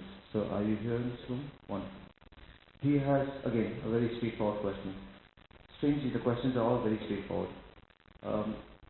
He wants to point out problems that are faced by MSMEs. So He says A, documentation is a big problem. B, drawback is too low and doesn't get credited on time. And he is wondering when the Indian government and financial institutions will come forward to help the MSME sector financially. So basically it's the problems related to the MSME sector in India. So, please. You see, as far as the duty drawback is concerned, it's basically a remission scheme. So whatever duties you pay, you receive back. As I said earlier, there are many state duties, state levies like, local body taxes, municipal taxes, electricity duty, octroi, entry taxes, which are, suffered by our MSMEs. And there is no resolution to that besides taking it up with the state government, because when you apply for the duty drawback all India rates, there they don't remit you the money that you are paid to the state government. I think we have to bear it for some time till the GST comes, and once the GST comes, all these levies will be subsumed in the rate of GST and our problems will get resolved. Thank you. Fourth question is from Mr. T.D. Prasad, Director, Lebes Environment Security Technology Private Limited. Wonderful. Straightforward again. Ease of doing business. He feels it's not happening at the ground level, and there are inefficiencies and incompetence that seem to be affecting the government's efforts. And obviously that's proving an obstacle to both investments, foreign investments, domestic investments, and what can be made of export manufacturing for India.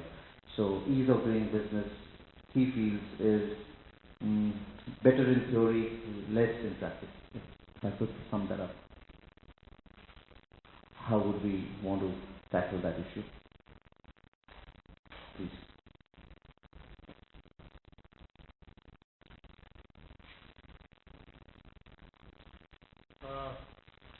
It's true.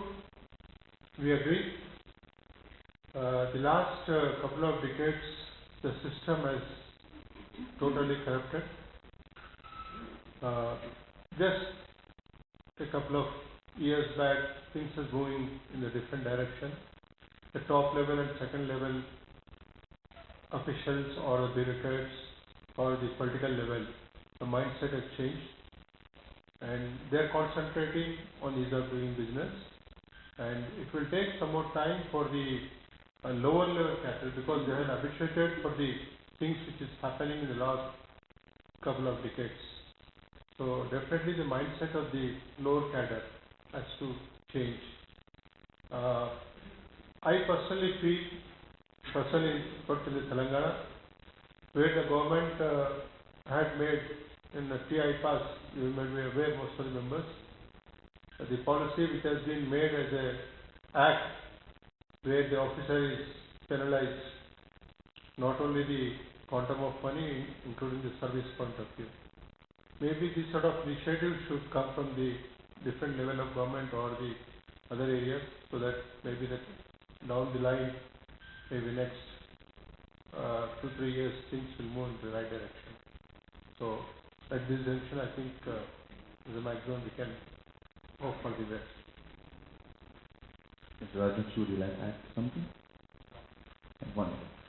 We have a few other questions, but I think they are more research driven, so we will definitely share the other questions with the Dollar Business Intelligence Unit, and we will definitely get back to you. Besides this, if there are any questions from the audience, we still have about a couple of minutes to go, so we could pass the mic around. Yes. You have to introduce yourself, please. Your name, your company name.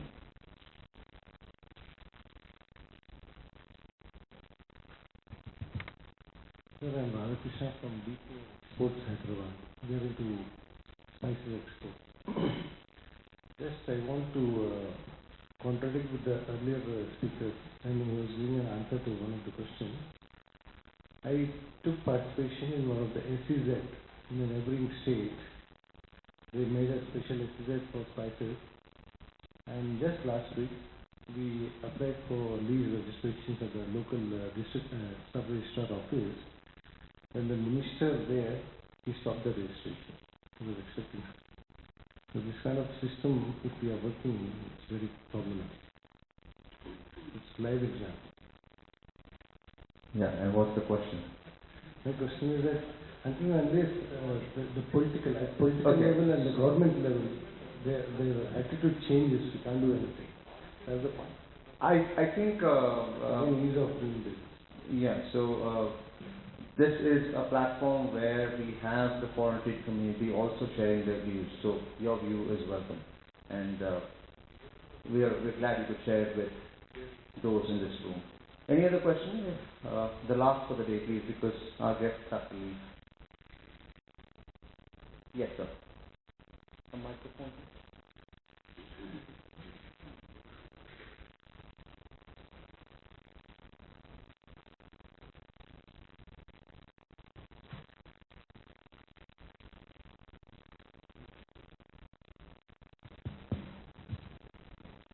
Sir, I am B.C. Rao.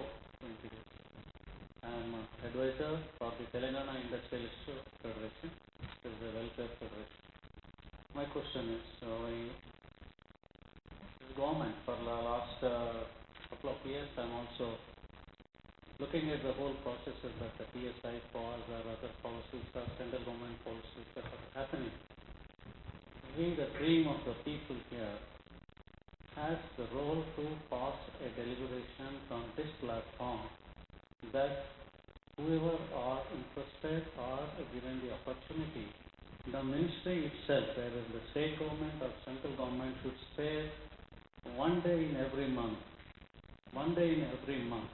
that they should sit with the industry people, both manufacturers and also the technology people, and could you pass this deliberation from this platform?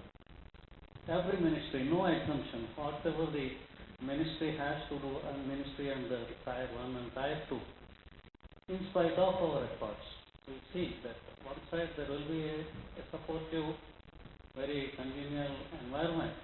At the other side, there is no plan of action. The industries are getting sick, and manufacturing, people involved in the manufacturing, they are not able to get their share or skill development, whatever we are talking here. The challenges are not really addressed with the empathy from the ministries and also the bureaucracy concern.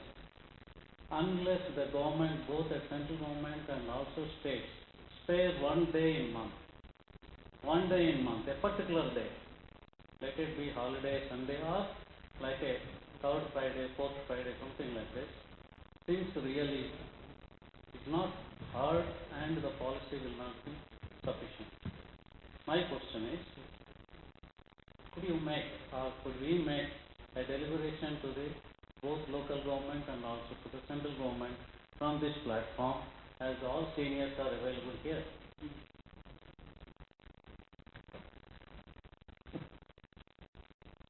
So yes, I actually was our publisher.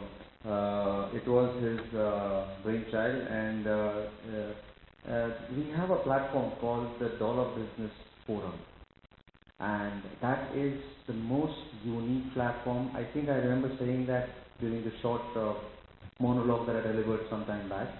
The Dollar Business Forum gives you a unique opportunity to express your grievance such as this, which is extremely relevant. It is there on the dollarbusiness.com website. Simple, thedollarbusiness.com. Click on forum and you can post your grievance there. And we will ensure that we do our best to take it to the respective departments, the respective governments at both the state and the central level. And such a suggestion from your end, I'm sure is a very constructive suggestion, because if the departments can sit with concerned federations and associations, there are many solutions that can come out of it. Not to say all solutions may be practical or all solutions will come out in a matter of a month. It may actually take 3 months, but actually there will be action happening. So it will be a case of walking the talk on the part of the policymakers. So there is a forum. the Dollar Business Forum, which you can take advantage of. I invite you to log on to our website and fill that simple, straightforward form up with the grievance and your suggestion, and we will ensure that it's sent to the right people in the right departments at both the state and the central level. Very good, sir. Yes. In fact, the last year when we started off, the government has given a GO stating that the Telangana Industrial Federation, where I represent, will be participating right from peak and also reorganization of the industries and also industrial estates to this a better ecosystem. After a year, all bureaucrats change and all ministers are changed, and again the struggle is the same. Yes, so my suggestion is it's even better for us because that gives you an excuse to come back to our website again and again. And we would love to see you on our website every single day. So I do pray the ministries change every single day. Sure. But yes, please, again, sir, I invite you to check out the platform. It's a beautiful place to be at. With this, I think we close our first edition of the Raw Business Party's Conclave. And I would like to invite Mr. Sanjeev Goyal. Sir, can you please give us the honor? He is the co-founder of the Dollar Business, Wimber Media Private Limited, one of the strongest pillars of the organization. I request him to hand over the token of appreciation to all our esteemed speakers. Mr. Anil Rajvanshi, Reliance Industries. Mr. Anil Reddy Venom. Yeah. That's Mr. Georges de la Roche, Ambassador of Guatemala. Mr. Kiran B, he is the GM of International Marketing at Bharat Electronics Limited. That's Dr. Mahesh Palgat, he is the Executive Director of Shanta Biotechnics. Mr. Sri Prakash Amanabolu, he's the President of Telangana State Federation of Textile Associations. And our very dear own, sweet, kind teacher, Dr. A.K. Sengupta. He's always been kind to us. Thank you, sir. Thank you, sir. I think I'll let you skip your turn. So now the lunch is laid out very early. We open the floor for networking, and I suggest you check out the various wonderful exam solutions that we have on our desk. Don't go away empty-handed. If you go away without an exam solution that we have to offer, you're going away empty-handed. And also, you can, so along with the solutions, there's food as well. So, right? The floor is open now for networking, and thank you, respected speakers, for your wonderful time. And thank you, dear guests, and our media friends.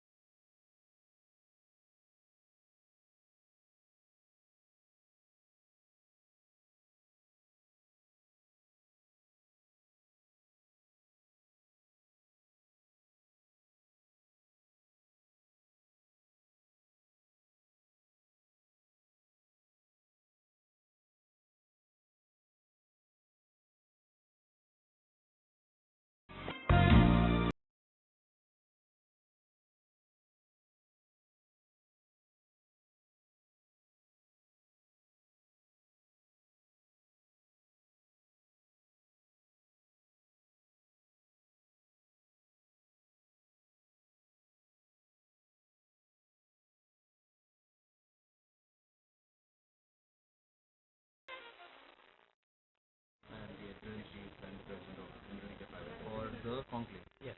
Okay, very quickly. TDB, which is we lovingly call it TDB, that's the dollar business, is a multi-pronged platform on foreign trade. Don't just get information, we also get business outcomes. Typically what happens, so why are we different? We are different because typically an online property is either an online property or an offline property. Now that difference is gone because now we have many properties which are online come offline. But what is most unique about us is there are websites which either provide you information or they give you business. We do a mix of both. So that fine line that divides information and business is no more. So this therefore defines a new age in India, which is a multi-pronged platform that gives you something called an international marketplace, which people typically call it B2B, but we call it beyond the B2B. So it's BB2B. Okay, so that's our international marketplace, where exporters, importers, trade facilitators, you have the CHAs, you have the agencies, you have consultants, you have lawyers, they come and register themselves. So that is the international marketplace, and then they get in touch with verified exporters and importers. So their business is conducted. At the same time, on the same platform, you have PTV News, which is a daily website. Okay, so therefore the information is there. You also have the magazine, which again is a part of the information dissemination system. Parallelly, you have something called a TDB forum, which I explained earlier during the program, where you can come and compose a grievance. You can put it down on our website, and we shall try and take it to the highest possible authority, the right authority. So that's TDB forum. So it's basically like you have a complaint with respect to foreign trade, tell us. It becomes our problem. So your problem is our problem. So it's the same thing with the GROW program, where your business becomes our business, which means if you want to grow into the world of exports or imports, it becomes our business because we ensure you grow. So it's not that we acquire your business or something, but your problem becomes our problem on forum, your business becomes our business on TDB, GROW, or on membership program, or even on international marketplace for that matter. So that is one thing. Now add all this together and create one platform for it where people can come and discuss issues, they can discuss problems, they can discuss opportunities. There are aspirations in the market, like for example in today's meet, 40% of them were not exporters, or not already exporters. They were not exporting already. The others were. But for that 40%, now what do they do? Foreign trade seems like a big risk. But if you take calculated steps, I think there is a way out. Right? So that's the process of taking the way out. Now we are the source. We are the medium through which you can walk out into the world of foreign trade. So basically we define business beyond boundaries in all senses, information and business. So that's to be very quick and precise. So obviously this conclave was the first in its edition. The first obviously happened today in Hyderabad. The next one we have planned possibly on the 12th of August in Delhi. Right, that the topic for that event would be again Make in India, but that will be Make in India, Make for India. This one is why export manufacturing, why making India and export manufacturing so far is the need of the hour. So next topic is also that. It's on Make in India, but there's a slight variation. So you have elements like e-commerce, modern day businesses, e-businesses, and even Make in India, even manufacturing for the matter included there. Thereafter, so first is Hyderabad, then is Delhi, then a month later we go to Mumbai, and then we possibly have cities like Bangalore and Hyderabad and Calcutta, like metropolitan cities. So not exactly metropolitan cities, because there will be a time. So these are, so to say, the short to mid-term plan for this particular conclave. So this conclave was created for all possible stakeholders to come together, discuss their problems. Like today somebody said, I have a big problem, I want to establish a manufacturing plant, but the state government didn't allow me, they said shut it down. The local authorities said shut it down. He has a big problem because he thinks he's been cheated. Why? Because he's invested a lot of money in it, right? And where does the money go? He doesn't get reimbursed for the amount of cost that he's incurred. So that therefore becomes the ideal platform for him, therefore becomes the TDB forum, where he comes, tells us what his problem is, and we try and send it across to the right authority, which we will. So it's a commitment. And this program, the Power Series Conclave or Conclaves, is a personification. It's an embodiment of that commitment. Right? I think that's more or less it.